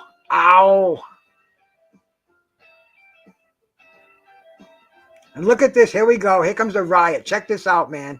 Look at the cell phone. This is fucking crazy. Throwing punches at Gulotta. There was a riot in this ring, man. This is Madison Square Garden. In fact, there were fights in the stands. It was a predominantly Polish crowd against a black crowd. It was fucking nuts over there, man. It was crazy. Look at this, man. This is in New York City. This is modern era in a boxing ring. This is fucking nuts. How can you even survive in any kind of a fight like that? You just want to get to a corner. You just want to protect yourself. How can you throw a punch? You're going to hit somebody with an elbow behind you, and it's fucked up. I don't know if you've ever been in beefs like that, in crowded bars or in lines or something, man. It's fucked, man. There's nothing you can do. Look at this shit, man. Somebody might punch you in the back of the head. Somebody might shoot you or stab you. It's fucking ugly. Look at the headlock. Oh, this kid. Oh my goodness. Who the fuck was that? Yeah, this is not replays. This is still going on. This is live shit, bro. They kept the cameras running, and even the people in the audiences. It was fights everywhere. Not enough cops to. I think they might have had a police strike when this was going on, so they had a skeleton crew of cops there. But yeah, man, this was fucking nuts. This was Andrew Gulotta, bro, and Riddick Bowe.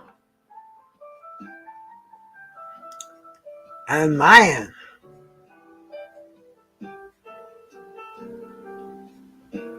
that was something. And all those cats behind there, all Bowe's handlers, you saw them all throwing shots at Andrew Gulotta. It was almost like the Fan Man incident. I don't know if you guys remember that one. That was another one with Riddick Bowe. But anyway, bro, that was live at the fights, bro. Live on Tuesday Night Fights over here with Bruce Gas. All gas, no brakes.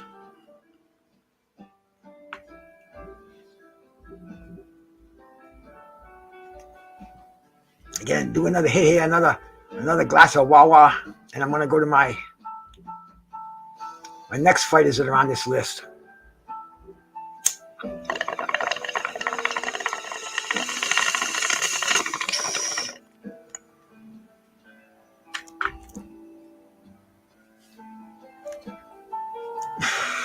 Now there wasn't much going on, man. You saw just a lot of bullshit going on in the ring. I guess we could it's a riot basically in the ring, you know. We saw it. We had overhead shots of it, but you're right. It was a lot of shit went on. Yeah, what the hell? You want to see that? You guys want to see that riot? We'll put it on over here from when we shut it off. We'll do that for you. There we go.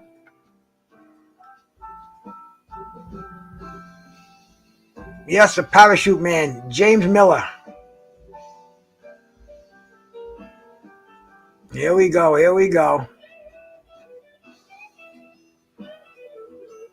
We get that overhead cam shot. And Riddick Bowe is, I don't know if Riddick Bowe wants to fight. Although he might. Riddick Bowe was crazy.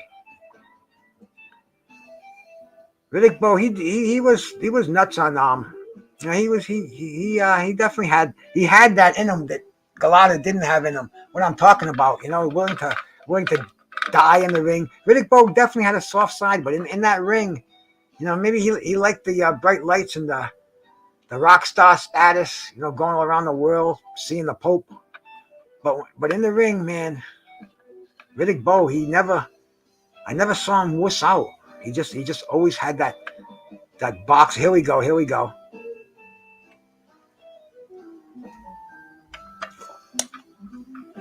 And George Foreman saying, come on, guys, please. All right, where's those conspiracy theorists? Was this staged? I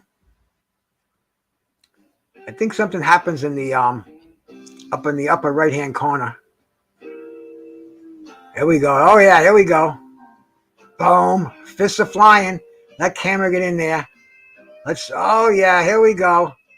See, this is the trouble of, oh, baby, did you see that motherfucker get that sucker shot? Oh my goodness. Woo. Yeah, this was nuts. I don't even want to laugh at it. And that's Jim Lampling when he was saying, you know, my daughter's out there and I don't know where she is, but I wish actually get in touch with me. You know, I almost felt for the guy that time, man. Everybody said, that's all staged. I don't know, bro. Is that Lou Duva getting carried out? Yep. This was, you know, this became a regular sight, it seemed. Crazy shit, bro. Elijah Tillery, man, that was the choking over the top rope WWE with Rock Newman.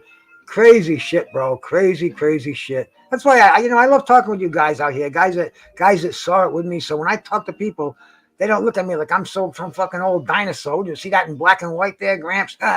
Motherfucker, kid. You should have met me 30 years ago. But I love sharing this on Tuesday Night Fights here, man. It's Sometimes I sit and I watch this stuff by myself, and then I'll tell people about it. And like I said, this is fucking, what were they fighting the Joe Louis card? Or was that with Rocky Marciano? Look at it, still going at it. This is in the stands. Look at this fucking. The barriers are down. This is fucking nuts. This is fucking crazy.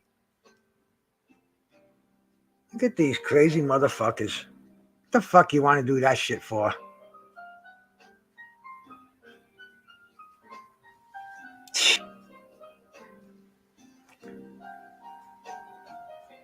Head for the exits.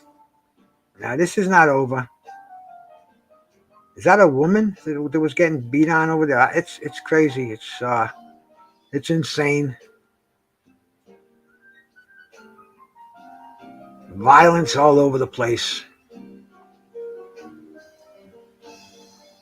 And look at, man, people they're just keeping at it over here. Riddick Bowe, look at him, man. Riddick Bowe's getting right into shit. I told you, man, Riddick Bowe is fucking nuts. Riddick Bowe is going to throw some shots. He doesn't give a fuck. I don't see Rock Newman. I'm sure he's there, though, bro.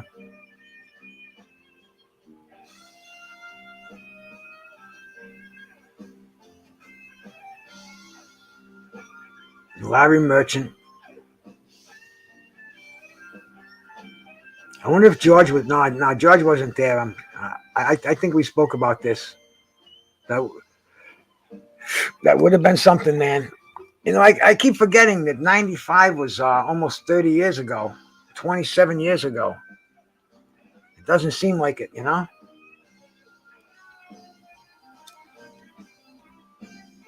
Not much has changed, I guess. Big George at ringside. George, man, George is like, I fought all around the world, and I've never seen anything like this in my life. And anyway, man, now we're gonna stop with that. It does. I don't know what this stuttering's all about. Maybe it's maybe it's from stop taking those fucking those anti-stuttering pills. I guess. I guess they were. No, Foreman was a color commentator there, man.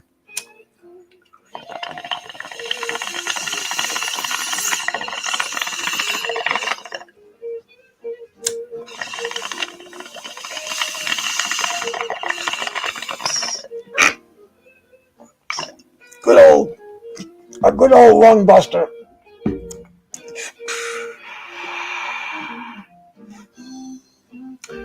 Oh, and there's still riots going on in here. Oh man, oh man. You can go back and watch this crazy shit, man. But keeping with our theme over here. What theme? Weed? No, boxing. Cause I put a poll up. Cause I got 500 subs, man, and I think I've dunked you all for that, man. But I really mean that again. I got over the 500 sub mark, and they gave me a community page. And what I can do there is I can put polls up. I think I can do that during my my lives here too. I think I can do it on let's say make a poll, create a poll. Yeah. Let's see.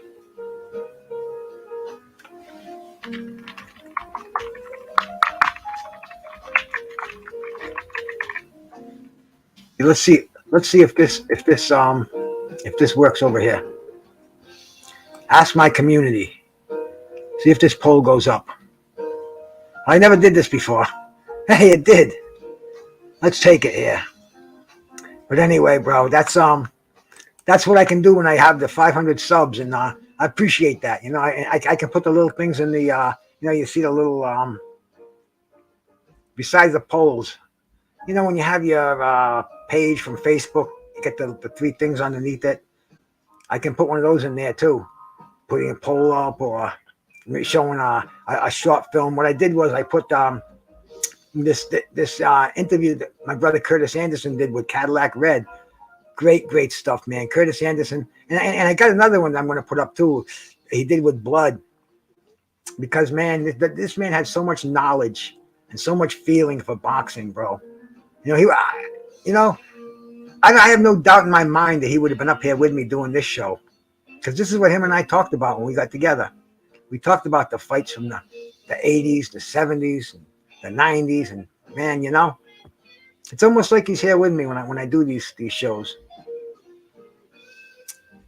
And it's nothing but good stuff, nothing but good memories, man. You know, no sorrow, bro. No, you know, it's fucking, it's celebration. You know, the man doesn't suffer. The man is with the boxers. That he's probably got Ali doing some fucking footwork for him up there. But anyway, man, I'm gonna talk about I'm gonna go back to the 70s over here, man. Go back a little bit in the time machine. We're gonna talk about a fight that this was the precursor to the elevator war with George Foreman and Ron Lyle. Everybody remembers that fight in 1976.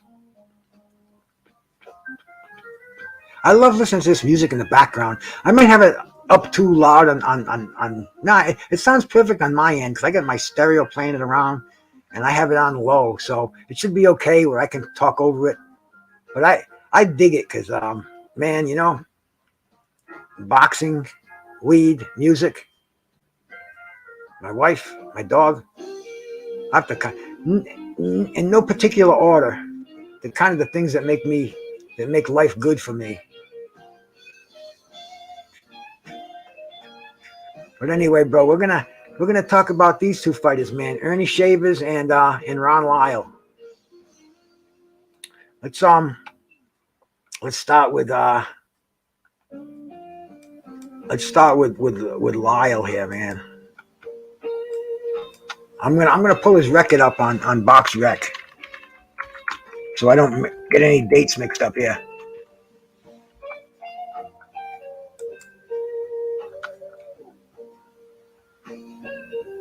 There it is. Okay, man. You know, the thing I remember most about Ron Lyle, he was a badass. You know, Ron Lyle, he was in prison for murder, and he got a governor's pardon. I think he was in prison when he was like 18, 19, really young. He did 5 years, and he was pardoned.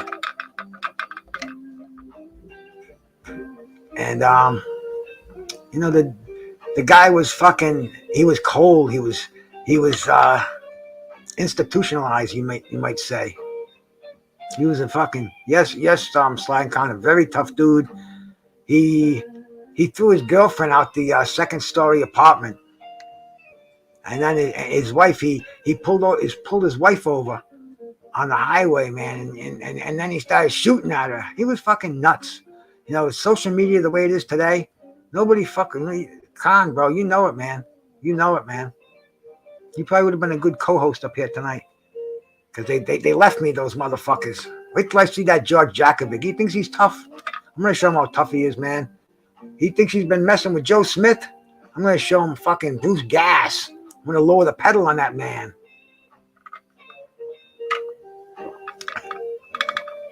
All love to my brother George, man. I hope you're catching the show somewhere, George, you know. If you did, you'd put it in the chat and I'd block you. No, bro. It's been no problem here, man, you know. It's been good. G5 stopped in, but you know, I know G5. He's in Texas. He gets out of work. He's got his kids he's dealing with. He's got a lot of traveling to do. And that guy, I don't know how he does it. He's on all the time. I see him at 6:30 in the morning, my time. That's 5:30 his time. And then I see him at night on the panels. And man, shout out to G5. He just coming in there and blessing me for a few minutes. You know, it's good. That's why I dig, man. The views I get, you know, you cats coming in here and you blessing me with your views, and you know, I see them afterwards. I don't care if you stay one. I do care, but even if you only just stay a minute and you know, shoot me a thumbs up, I appreciate that from the bottom of my heart, man. I really do. And you know, getting back to talking about Ron Lyle, I'm on his Box Rec page here, man. Let me start off. Let me go down, you know, because Ron Lyle, he had a 43, 57-1. He had 51 fights. He was stopped 4 times. And he had 31 knockouts.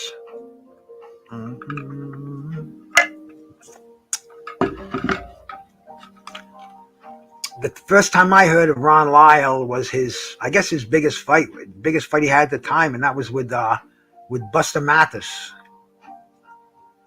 And I'm looking at the date here. That was 1972. That's the year I graduated from high school. I was just getting into boxing, and that must have been on a Friday night fight or a Saturday afternoon fight, because I remember seeing it. I remember hearing it. Ron Lyle, the name.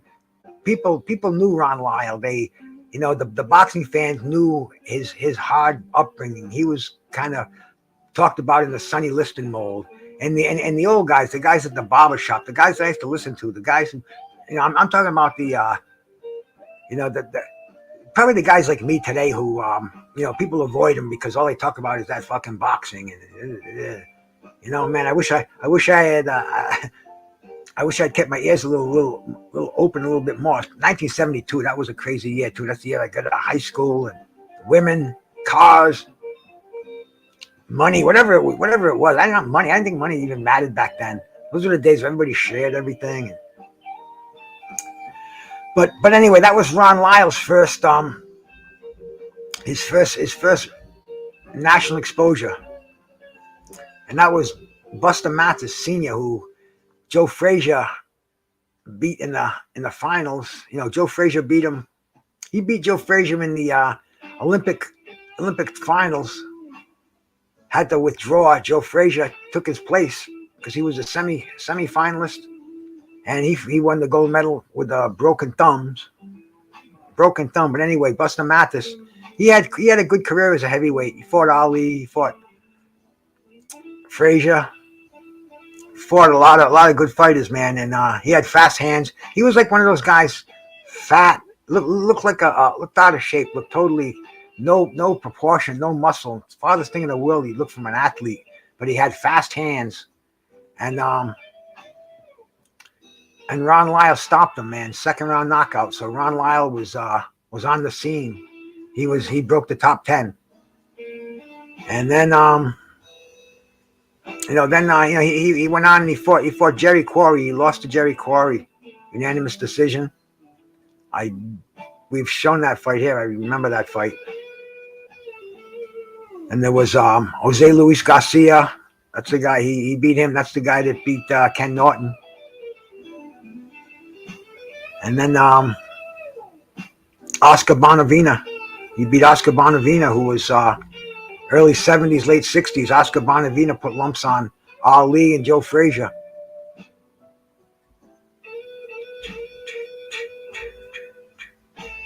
So anyway, man, he lost a decision to Jimmy Young, who nobody could beat Jimmy. Nobody could hit Jimmy Young.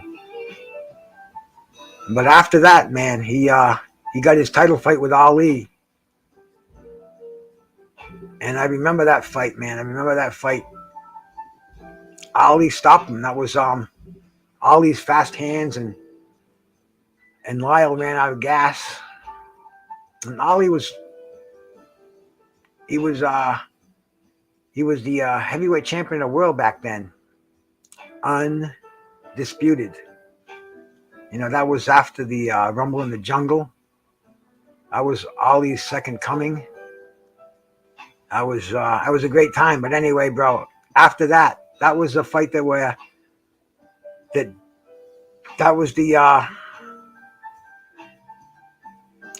his fight with Ernie Shavers. I'm going to show that one. Because Ernie Shavers, that's another guy we're going to talk about, man. And Lyle, he fought Foreman after that in the famous elevator fight. And then he went on, he beat Scott Ledoux, the perennial contender, the great white hope. Fought everybody in the division. You look at his fucking list of achievements, incredible. I mean, his resume would make any heavyweight today just fucking hang their head in shame. And he was a bum, basically, He was a brawler. Didn't even have that great a chin, but he was a tough fucking guy. And when he got in that ring, man, he's gonna hit you with elbows. He's gonna fucking bust you up. He was a hockey player. But Lyle beat him, split decision. And Lyle still stayed relevant in the heavyweight division. Then he got knocked out by Lynn Ball, another one of those Ring Magazine guys to watch. And he beat a few journeymen after that. And then was his last. He was over the hill, made himself some serious money. He went to Nassau Coliseum on Long Island, and he fought Jerry Cooney, the Great White Hope, and Jerry Cooney fucked him up bad. I mean, I busted ribs. Really destroyed Ron Lyle, the shell of Ron Lyle. You know, he came back and he fought journeyman after that, man. He fought three guys who had, you know, let me look at this here closely and see, man. Their combined records, the last 4 guys that he fought. I'm gonna have to take my glasses off so I can see my screen here. 5, 9, 9, 18. 18 wins. 7, 40, 69. 69 losses and 3 draws. You see that impressive number there, man? 18 wins. What do we say? 69 losses. But anyway, man, he ended it with a win. You know, and that's Ron Lyle. Great fighter. And then but my boy G5 is back again. What's up, G5? He's in the room. I'm back, man. My bad, man. I had to take a call. Bro, I understand 100%. I'm sorry. You know, as you're talking now, I read right you have a private chat. Was that you that put one in there? Yeah, that was me had typed in. I had when I had clicked back in, then my damn battery had died. I was like, God damn it. I've been moving around so much, and I forgot. I'm just honored to have you up here. You relax. You have nothing to explain. I appreciate it so much. Nah, I missed last week, and then I had tapped. I tapped in earlier than usual, so I was like, all right, cool. And I was like, oh damn. I said, man, let me get this stuff out the way, man. And I was like, okay, I'm cool now, man. We got it situated. We good to go. I said, man, my boy should still be up here. Let me make sure I finish the show with my guy, man. At least I could do that. I appreciate that, bro. I appreciate that. Yeah, Con, I forgot. I went right by Jimmy Young. Jimmy Young beat him on a decision too. He's another guy in the 70s, another one that we could have put on this list who didn't win a title, and almost achieved it by 1 point, man, with that fight with Ken Norton. Jimmy Young, God bless Jimmy Young, bro. And but the guy that I want to put on that list, man, the killer puncher. Ernie Shavers. Shavers, my guy right there, man. There he was, bro. Knock your brain loose, man. Shit. He knocked out 69 people out. Was it 69, 68? 68 knockouts out of 74 wins, 14 losses. He got stopped 7 times. And that was the problem with Ernie Shavers, man. If he didn't get you, you were going to get him. He very seldom went to decision. But on his chances to win a title, he had 2 chances. And he came real close, man. He went to 15 with did he go the whole 15? Did he get stopped in the 15th? Let me look here, man. Because I remember the fight. I think it was a decision, but then something in my head is telling me that he got stopped. No, unanimous decision with Ali. And that was one of Shavers' fights, and Ali said it was the hardest. He got punched. His kinfolk in Africa got jawed. He got punched so hard. You know, Ernie Shavers was the killer. And then after that, people weren't really paying much attention to Shavers, but he was knocking people out. But it's like after Ali, back then, once you got your title shot, you were on a comeback after that. But then he had a fight with Holmes. Holmes was undefeated. And Holmes fucking annihilated him decisioned him like easily. No problem with Ernie Shavers. Then he got knocked out by Bernardo Mercado, who was another guy from Colombia, tough puncher. He never achieved anything himself really, and he knocked out Shavers. People thought Shavers was totally gone, totally gone. But his best fight was when they brought him back as an opponent for Ken Norton, and he knocked out Ken Norton in one round, and he got that fight with Larry Holmes, and he knocks Larry Holmes down, which was almost out. I mean, he hit him with a perfect punch, but Larry showed what great recuperative powers that he had. So you couldn't take anything away from Larry Holmes either. But Shavers came real close. And this fight with Ron Lyle, they called it the phone booth war, because all these guys didn't even think about boxing on the outside. They were both killers, and they both just wanted to get inside there and fight a phone booth war. There was no such thing as running around, as boxing skills, as dancing in this fight. This was just a phone booth war. And check it out, man. Ernie Shavers with hair on his head against a prime Ron Lyle. And man, this was some fight.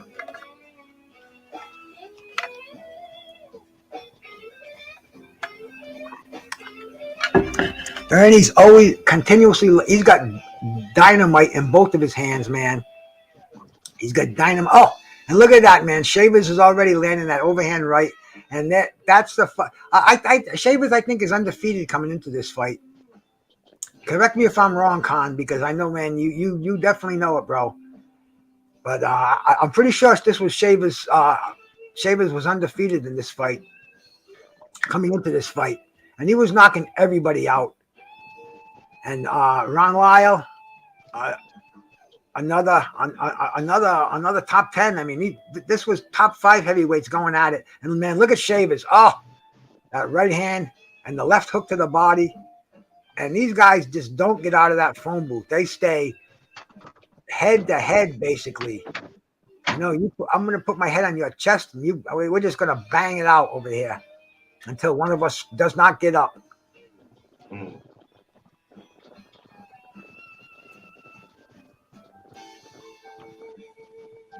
And either one of these guys could be a champion. They were just so active, and they fought each other. You know, today you see O's at near everybody's name, but who did they fight, and how did they get those O's? How can they be top 1, 2, 3, 4, 5? They all got O's next to their names. And Blood was saying on his show today, and dude, I've been saying that all the time. These guys are highly ranked, but they don't fight each other. They're waiting for a title shot, and why? You're only going to make a fool of yourself if you don't get the experience. If you don't get stay active, get these wins, become fight for legacy, bro, and make the money. Fighters are supposed to fight, like these two characters. Phone booth warfare at its finest. No, man. A lot of these fighters these days, they getting their rankings and these sanctioned bodies paid for. You know, so a lot of them they not even fucking earning their weight, earning their stripes to get to that position. So then, if they had to earn it, they'll be hungry for it and willing to fight them. But if you get it gifted, you didn't do shit for it. So of course you can go out and fight. You know what I'm saying? Willy nilly or whoever it may be, and don't nobody say nothing. You know what I'm saying? So it's just when people don't work for something, they don't have that drive. When you gotta work for it, oh yeah, you gonna bust your ass because hey, I got it out the mud. I came from the bottom. You gonna give me my shots, or they gonna take them. But these dudes these days, man, they marshmallows, bro. You got that right. You got that right. Marshmallows, bro. It's sad because a lot of them are talented as hell. That what pisses you off. My brother, Dr. Mark, salute. I think it's the business of boxing today. There's just so many hands in it, and there's so many lawyers involved. Nobody wants to get sued. Nobody wants their fights to go to litigation and arbitration and fucking whatever it may be. But it's a different world. Back when these fights were made, these fighters signed a contract. They got in the ring, they got their pay, and they went to the next fight. And look, this was the fight that Ron Lyle was in just before the fight with George Foreman. Imagine going for a fight like this, because I mean this fight, right? It may seem tame right now, but wait till they get warmed up. They're only in the second round, and this fight does not go the distance. And both of these gentlemen taste the canvas. And bro, you just don't see that anymore. Not to resume fighting in 6 months with the former champion of the world on a comeback trail, just knocking everybody dead. But the fighters didn't look at it like that. They just wanted to fight the best competition, and that's how they stayed alive. That's how they made the front page of Ring Magazine.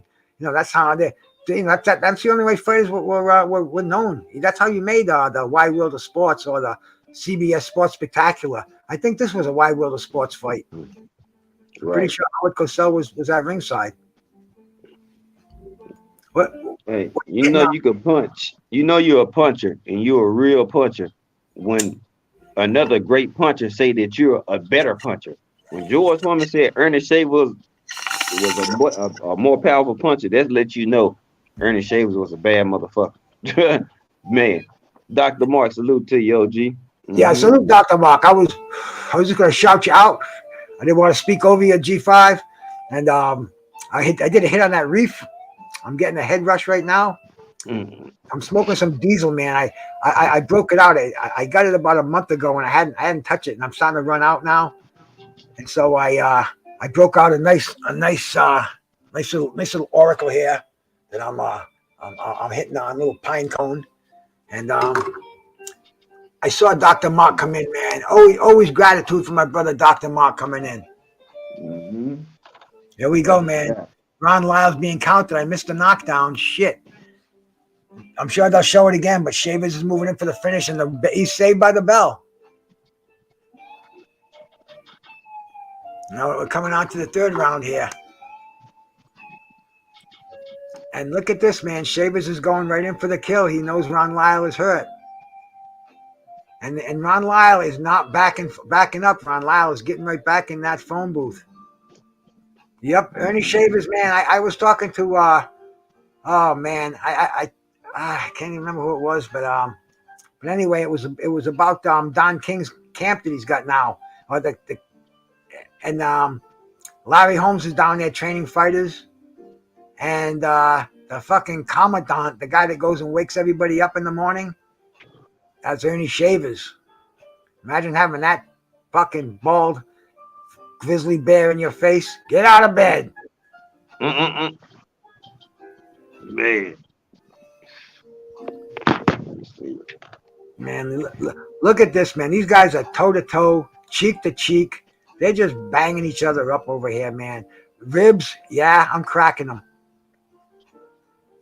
Jaw, take this. Oh, Shavers just missed that haymaker. Maybe he was grazed by it because Lyle's going back in the ropes. Yeah, I got all the little kind of nugs over here and shit, Oh, we'll show. As soon as that fight's over, we'll show them on the full screen, man. I don't want to interrupt this fucking war over here, bro. Oh yeah, I wouldn't. You just tempted. You teased me with that bud, so I was like, Well, that's one of the beauties. Well, as soon as this round's over, we'll put it on hold and we'll show what we got, man. Man, we can wait. No, I want to see these ass whoopings. So just let it roll. We can do it after. No biggie. My two weaknesses, G5, weed and fucking boxing, and they're all here for me, bro. Yeah, My brother George, he took the night off. I said, wait till I see him. I feel like Muhammad Ali. George, I'm going to get you in the corner, my brother. I'm going to show you where you come from. I'm going to hit you so hard. I'm going to be, before I hit you, I'm going to be sitting behind you, hitting you behind the head before you feel my punch in the jaw. My brother George. That was my second-rate Ali imitation. Man. Jay Gibson, bro. Salute, man. Jay George is on a heavy assignment, bro. He's doing that special with Joe Smith, and he's working his ass off, bro. He's sun up to sundown over there, man. So shout out to George, man. I can't wait till he gets back so he can give us some stories over there. Yeah, appreciate all y'all. A lot of these people, man. Oh shit. Boom. Ron Lyle is throwing uppercuts on Shavers. And Shavers is unloading. Oh man, these guys are just this is war. This look at this shit, bro. Heavyweights, killer heavyweights. Yeah. Ron Lyle was a motherfucker too, man. He'll break your chest plate too. Shit. Shout out to my brother D-Ray.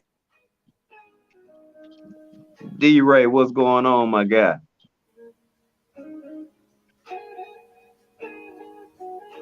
Oh yeah. I mean, these guys just go. They don't back up. This is phone booth. This is any of you people out there who don't know what people are talking about when they say phone booth. This is phone booth. This is where they could have a ring the size of a phone booth and it wouldn't make any difference. They're just in one spot. They got their feet planted and they're just playing Rock'em Sock'em Robots. And I'm talking Rock'em Sock'em Robots. We're talking Ernie Shavers. Some people say the most deadly heavyweight puncher in history. And look at Ron Lyle taking those punches. Oh, Marone. Oh, my God. Fucking Lyle has got to be. How can he be on his feet? G5, what the fuck is going on here? Man, it's a war of attrition. They can punch. They have chins. They got heart. I mean, like, shit.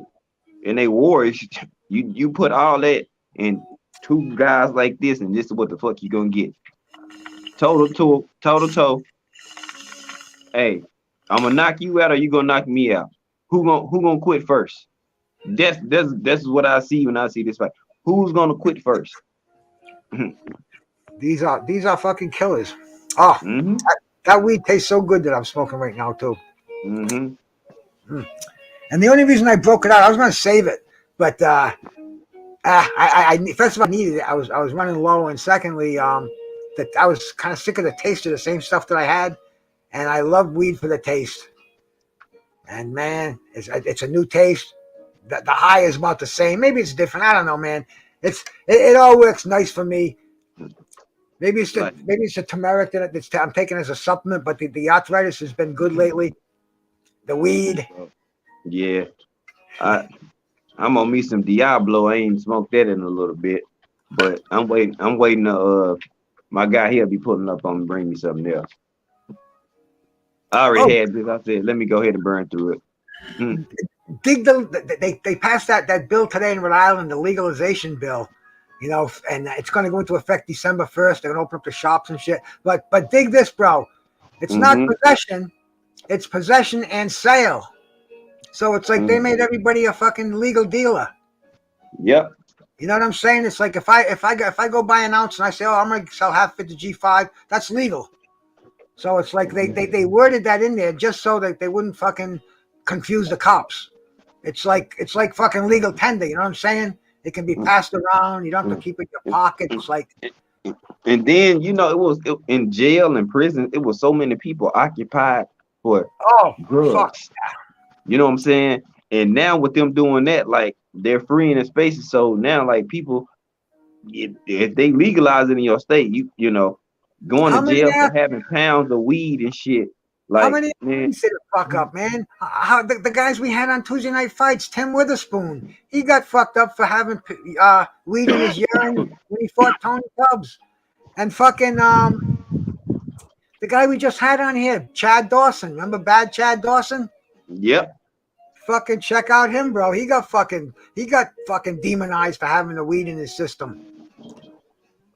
So they can't right the wrongs that happened. But they sure as hell can make sure that doesn't happen again. And that's like, I like the way they worded that. Legal possession and sale. So it's like, there ain't no fucking strings attached. You can have up to 10 ounces in your fucking house. I mean, bro, is that like fucking saying, hey, they wanted to do it better than Massachusetts because Massachusetts is making all their tax money that made $3.5-4 billion last year. Rhode Island didn't make, so Rhode Island's trying to make it one up, make it one better. Yeah, you can not only possess it here, but you can come over here and sell it. So that's gonna mean like flea markets. I can see the fucking thing, man. It's gonna be crazy. Like it's gonna be fucking nuts. Mm-hmm. I'm just waiting on the Texas. Come on with the come Oh, on.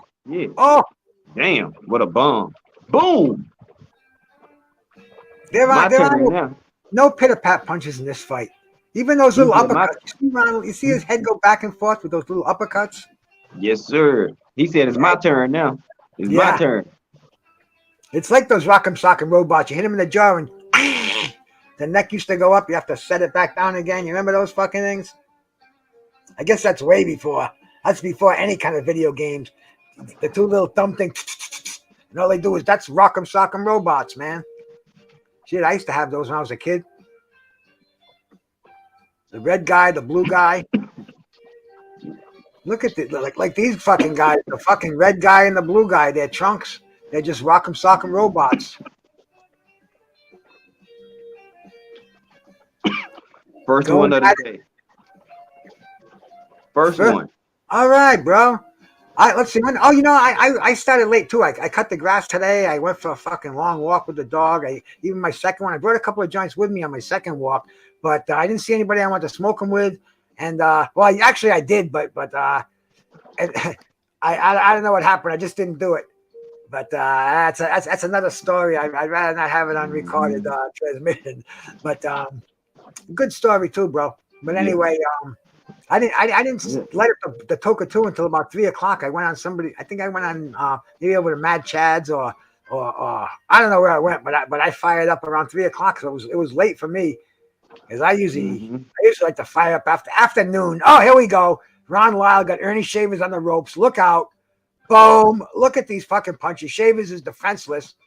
Fucking Shavers is out on his fucking feet looking for a place to go. Boom. First. I remember that. You don't get up from fucking knockdowns like that, do you? Or do you? 7, 8. Right. That's it. Nope, you don't get up from knockouts like that. Pounds, my brother. Salute, man. Over here watching some killer fights, bro. Tuesday night fights, man. That was Ron Lyle just knocked out a fucking indestructible Ernie Shavers, who was the knockout machine. This was when they put the fucking best against the best, man. And they weren't even belt holders. Neither one of these guys ever had a heavyweight championship belt in their life. But I'll tell you, they're Hall of Fame fighters, both of them, bro. Both of them. I'll bet there are fighters out there now who have belts, and they'll never see a Hall of Fame ring. So that's the difference between the, this era and that era. Mr. Doc, my bro, man. Man, bro, I know he was out on the ropes. I'm like, ref, wave it off. He already out. I'm like, shit. I didn't even see Mr. Doc in here. Salute, my brother. Oh yeah, what up, Doc? I see him in here. Yeah, Doc. These are your kind. Look, here we go, man. Here's when Ron Lyle just unloads. You watch the punches that he hits Ernie Shavers with. You watch how hard Ernie Shavers goes down. In case you blinked, folks. Yep. Man, he threw some bombs. I mean, boom. Boom. What? Steve Smoger's dad. Doc, I saw that clever little commercial, this clever little comment of yours in there, bro. And here we go, man. This is the last round over here, man. This is where we're gonna see the destruction. I'm gonna show the highlights, I reckon, man. I didn't rewind it. I guess they wanted to show this again. I have no problem watching this, man. And we fade into the sunset because this is this goes down in a lot of people's favorite heavyweight fights, man. It really does. No title involved, but just fucking action, total destruction. No crooked judges. Let these be my judges. And that's the way it was. And that's the way it was with these two guys, bro.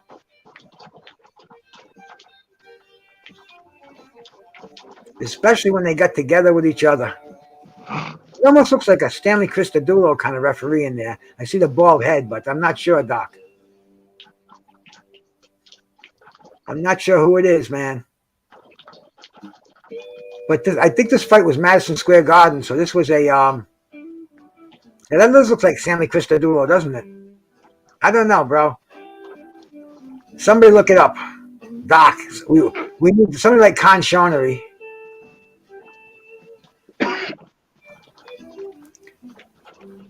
But anyway, we're gonna watch the fateful ending here, and look at Shavers leaning into Ron Lyle. Or is this highlights? Is this when Shavers knocked him down? I don't know, man. I'm watching the chat. I'm hitting on the Toker 2. I'm winding the Tuesday night fights down. It's been fucking awesome, man. You know, G5 come in and help me hold this fucking fort down over here, bro. Good shit, man. Good shit.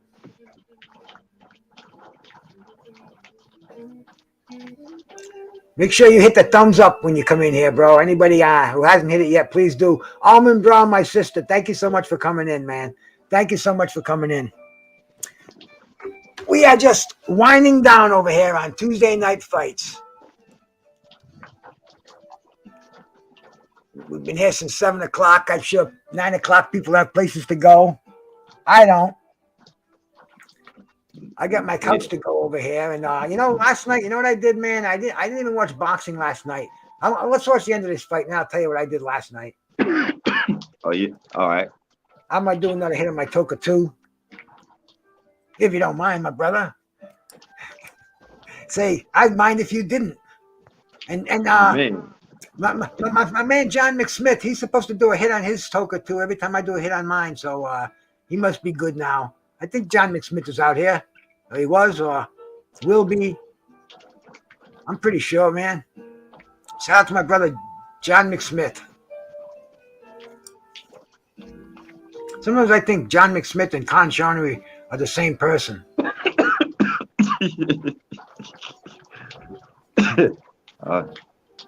Fucking rag could be. I'm telling you, bro. Some of these guys, I swear, man. I think they're the same motherfuckers out there.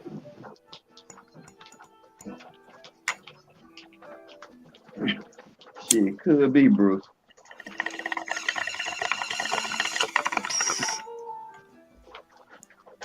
God, Shawnery says no way. Yeah. Now protest too much, my friend. Oh, here we go. There goes Shavers off the ropes. Lyle getting in his shell over there, man. And Shavers is just unloading bomb after bomb. The fucking shots that explode in your fucking head. And look at this fucking shit, man. Oh. We could have just shown these highlights. This is like fucking incredible shit, man. I can watch these two gladiators fucking gladiate each other all night long, man. This is like just fucking too much shit here, bro. Yeah. Joe Oma. Not a name that I remember too much of, bro. I might have heard it once or twice, but doesn't jump out of the head. Not much does these days. But Shavers with hair on his head, but he's still got that 5 head there going on. That sunroof. Yeah. He looked much better with it shaved, huh? You know? Some of us do after a while, bro. I gave it up. I let go of those fringe benefits, man, 20 years ago. Yeah. I don't feel bad. I'm there with you.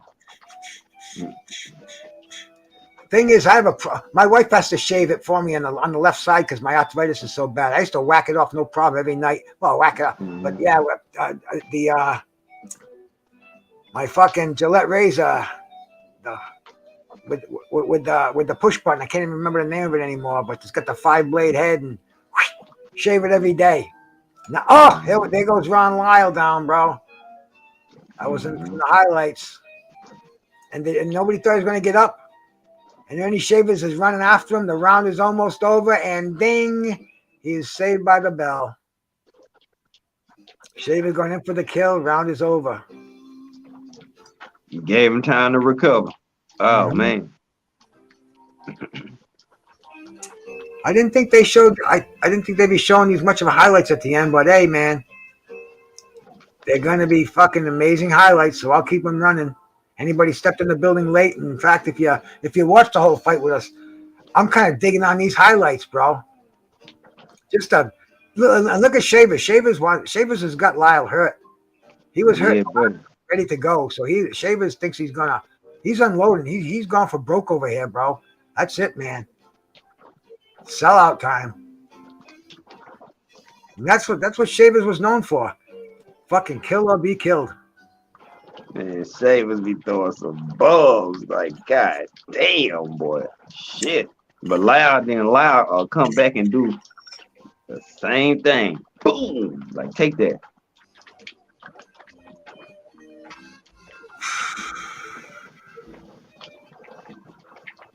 Yep, fucking. And Shavers is just pinning him on the ropes. And Shavers knows. I kind of think he knows if he doesn't end this fight, he's shot. But Lyle went back again. That's right. That was that left hook that grazed him and sent him back on the ropes. And fucking Ron is he's being smothered by Shavers again. And look at fucking Ernie. He's been landing that right hand. Always left hook to the body, right hand to the head. That was Shavers' perfect combo right there. That dude with the fucking hat on, the shirt, selling stuff. I don't even think they do that anymore. Go around the stadium selling drinks and hot dogs and whatever, popcorn. You got to get up and get it. You can't even use cash anymore. You go to fucking Fenway Park in Boston, you have to use debit cards or credit cards. Oh, and if you don't have them, they have stands where they sell them. That's fucked up, huh? I always been cash all my life, bro. Mm-hmm. Whole new society here. Hey, Ron Lyle's got some new life in him, man. He caught that fucking pounding, and now he's coming out on his toes. And Shavers looks like he's the one who's slowed down a little bit. He's not lashing out like he did.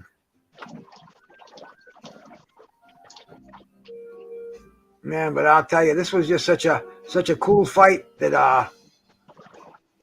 I couldn't stop. I couldn't get it out of my fights to see with two perennial contenders who could have been champion at any time. Anytime. Hey, I saw something fucking weird today. I saw these fucking squirrels surrounding this crow, and they were chasing the fucking crow. I never saw anything like it. 4 squirrels. I tried taking a picture of my camera, but it was so sunny I couldn't see the screen. I was so pissed off. But that's some weird. That's some weird shit right there, Bruce. It was weird, man. Shit. That's some weird shit. I couldn't figure out why. I figured food must be something. Maybe a squirrel baby. Maybe the crow took that, but it was like weird because it started as 2 of them, and all of a sudden I looked, there were 4 of them, and the crow's like, "Fuck this!" He takes off, and it was like, wow. And then the squirrels took off, but it was like weird. You see weird things when you're out in the woods in the morning, You're right. And that was one of them. I just wanted to share that, bro. Oh yeah, I done seen some weird shit. I came out one morning and it was 2 lizards. They was on the brick wall on the porch just fucking. Lizards, that's weird. I was just like, what the fuck? I had to go smoke. I'm like, this some weird shit. How big were they? They were more like more like the little Geico motherfuckers, but they were a little bit bigger. Like 6, 7 inches? Yeah, they were just like sitting on the brick wall, just stuck in mating form. I'm like, I was like, bro, no, man, what the hell? You see those things running all around where you live? Yeah. Right. I see them live. Yeah, I guess it's kind of like squirrels around here and fucking. Oh no, no. But it was a squirrel party yesterday.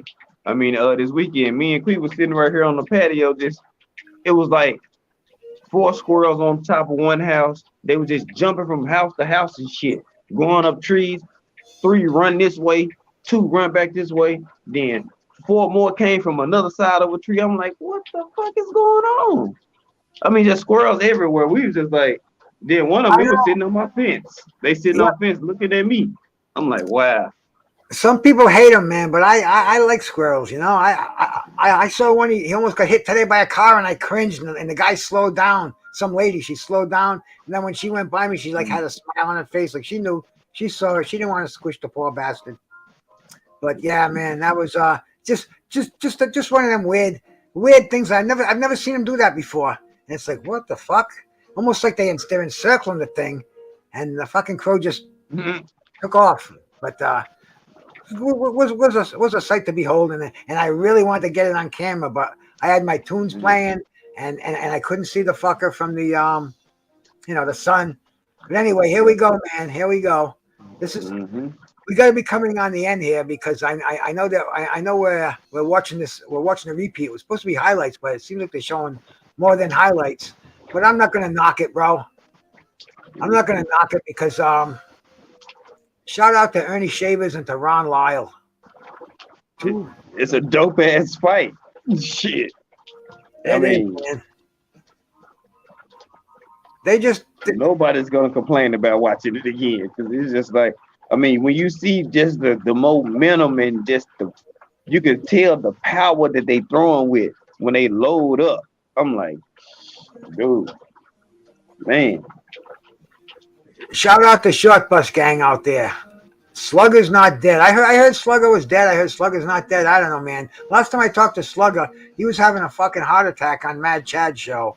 I mean, it really sounded like he was having a stroke, not a heart attack. Or maybe a heart attack. His jaw was in pain, his shoulder. He started fucking mumbling and shit. I don't know what happened to him. It didn't sound good. I told him, get to a hospital. He said, no. So I said, oh, you're right, Doc. You don't need a hospital. You're stronger than that. You can give yourself CPR. I mean, you don't need, And then he kind of went dead. That was a poor choice of word. But you know what I'm saying? That's the last I heard from the guy.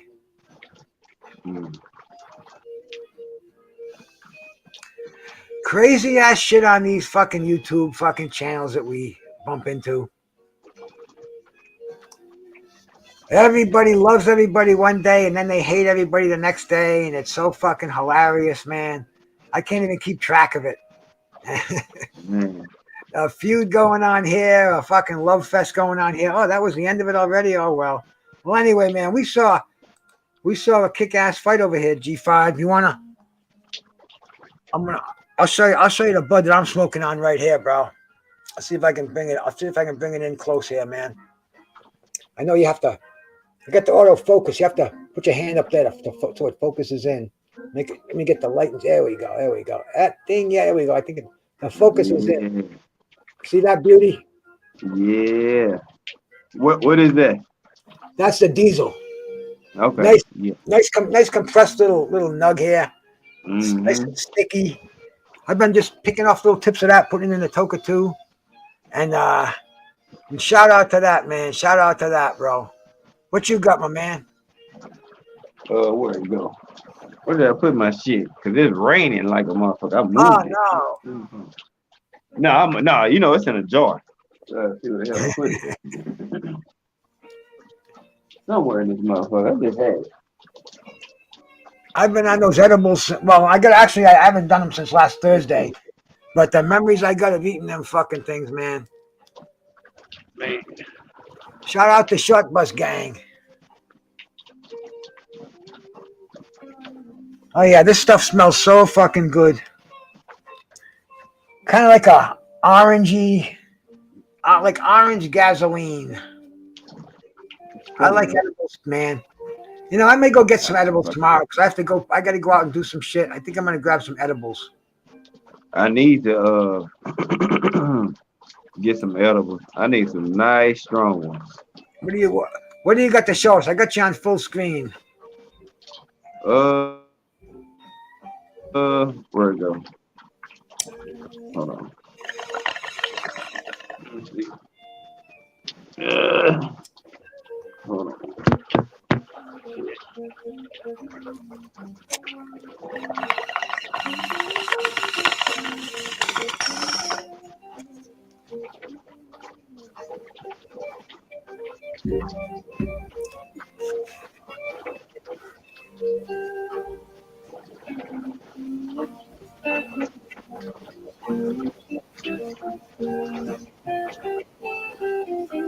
So Beavis, is Slugger Short Bus Gang?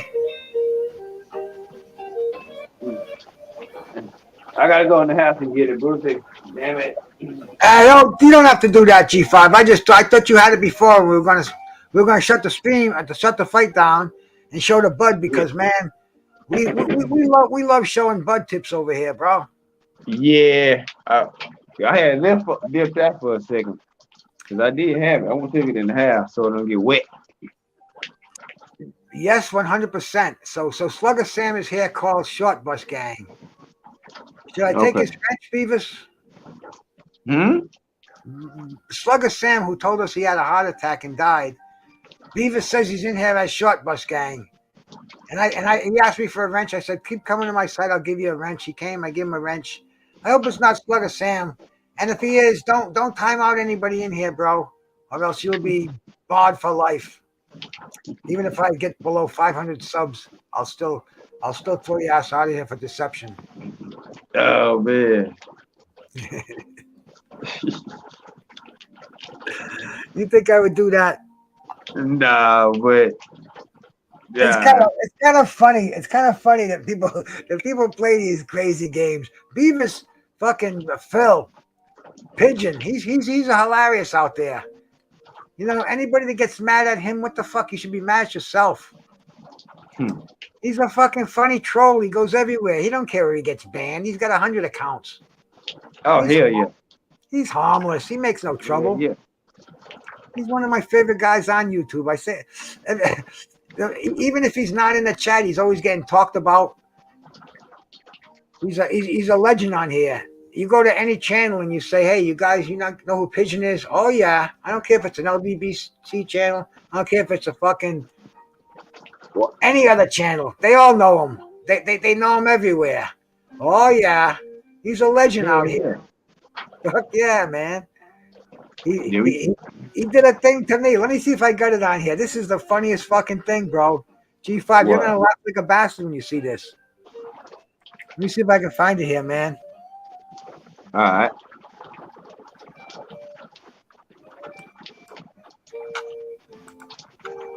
I got it. Oh man. Let me get back to my shared screen here. This is a treat. I was honored to have fucking Pigeon Mike Tyson make this fucking thing for me. We're gonna share this with you. Some people might be insulted, not me, man. I'm the best ever. I'm the most brutal and vicious and most ruthless champion I've ever been. There's no one can stop me. Legs to the conqueror. No, I'm Alexander. He's no Alexander. I'm the best ever. There's never anybody beat me. I'm 30 lifting. I'm Jack 50. There's no one like me. I'm there for. There's no one that can match me. My style is intact. Who did that to you, Bruce? I'm just ferocious. I want your heart. I want even children. Crazy or lost. Who did that, Pigeon? Come on, G5. Yeah, he made that for me. I was on his site. He makes them for everybody.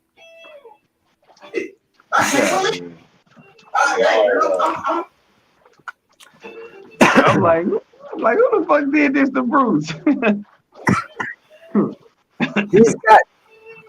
He's got some. Let me see if I can find another one up here that he made that I can show you.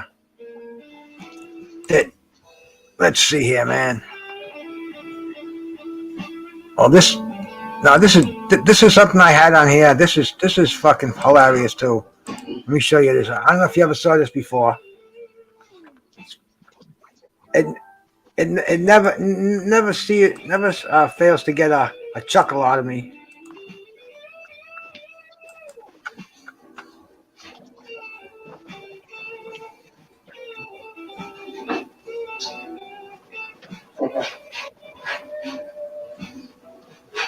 What the fuck is that? I'm trying to brace myself, bro. Fucking come on with it. Oh fuck, man. Look right there. Come on, bro. Hey. Right there. Now, you know if you flinch, I don't get it the right way and get it again because I didn't get it right. So just close your eyes and just let it be. Yeah, no. Yeah, I ain't nose, right? No, I ain't gonna hit you in the nose. All right. Just close your eyes and don't peek. Don't peek.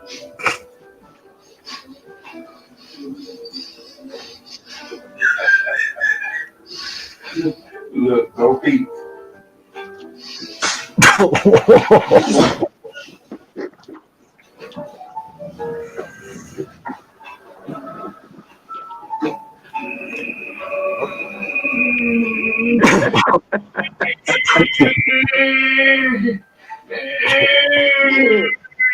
Oh man, it said, close your eyes, don't blink, don't move. I almost feel sorry for that poor bastard.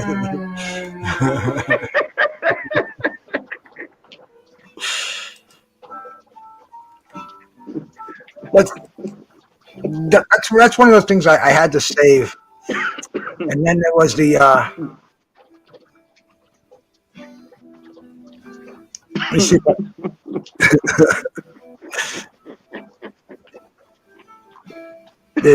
Shit. He cocked it way back here, y'all. I mean, way back there. I said, oh my God. And then there's one more that this crazy bastard put up there that I want to show. Nah. I mean, this one is just too funny. In fact, I'm gonna have to kill my. I'm gonna put this on hold. Man. Anytime you cock your arm way back here for a slap, I mean way back there, oh man, it's not good. It's not good. It's not good at all. Damn.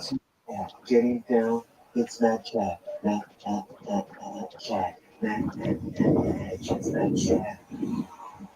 Not chat. Singing on the street. It's not chat. Singing on the street. She not chat. People looking up to Gulotta chat. Chat. Not Bruce. Not Bruce. It's not chat. It's not chat. Crossing the road, getting vodka, crossing the road for a red dollar. Snapchat.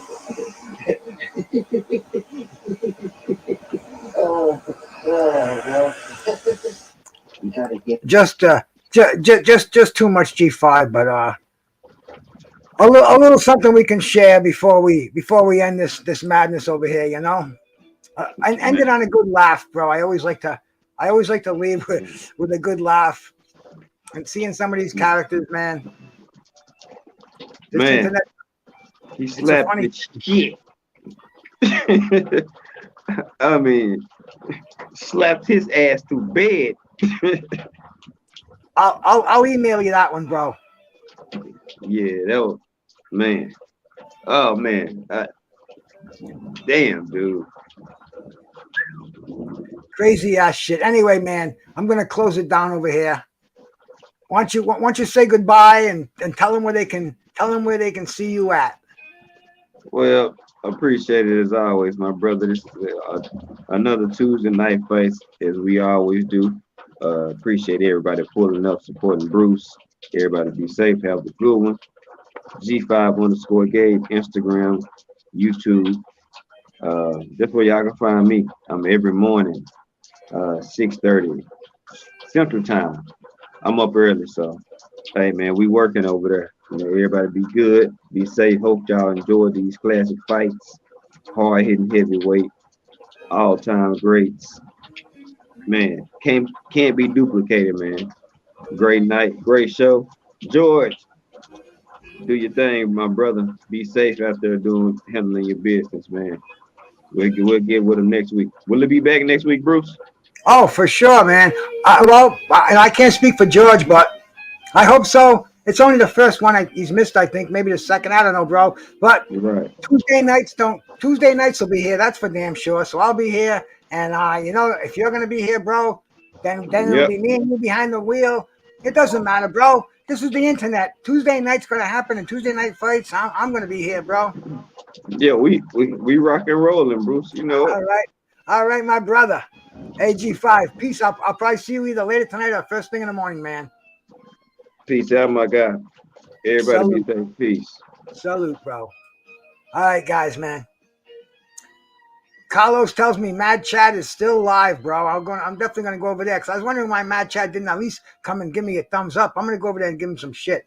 But I appreciate everybody that came in here, man. I hope I shouted you all out, man. I hope you all gave me a thumbs up. Jeff Lucietta, bro. Salute, my brother. Salute, man. Yeah, you know.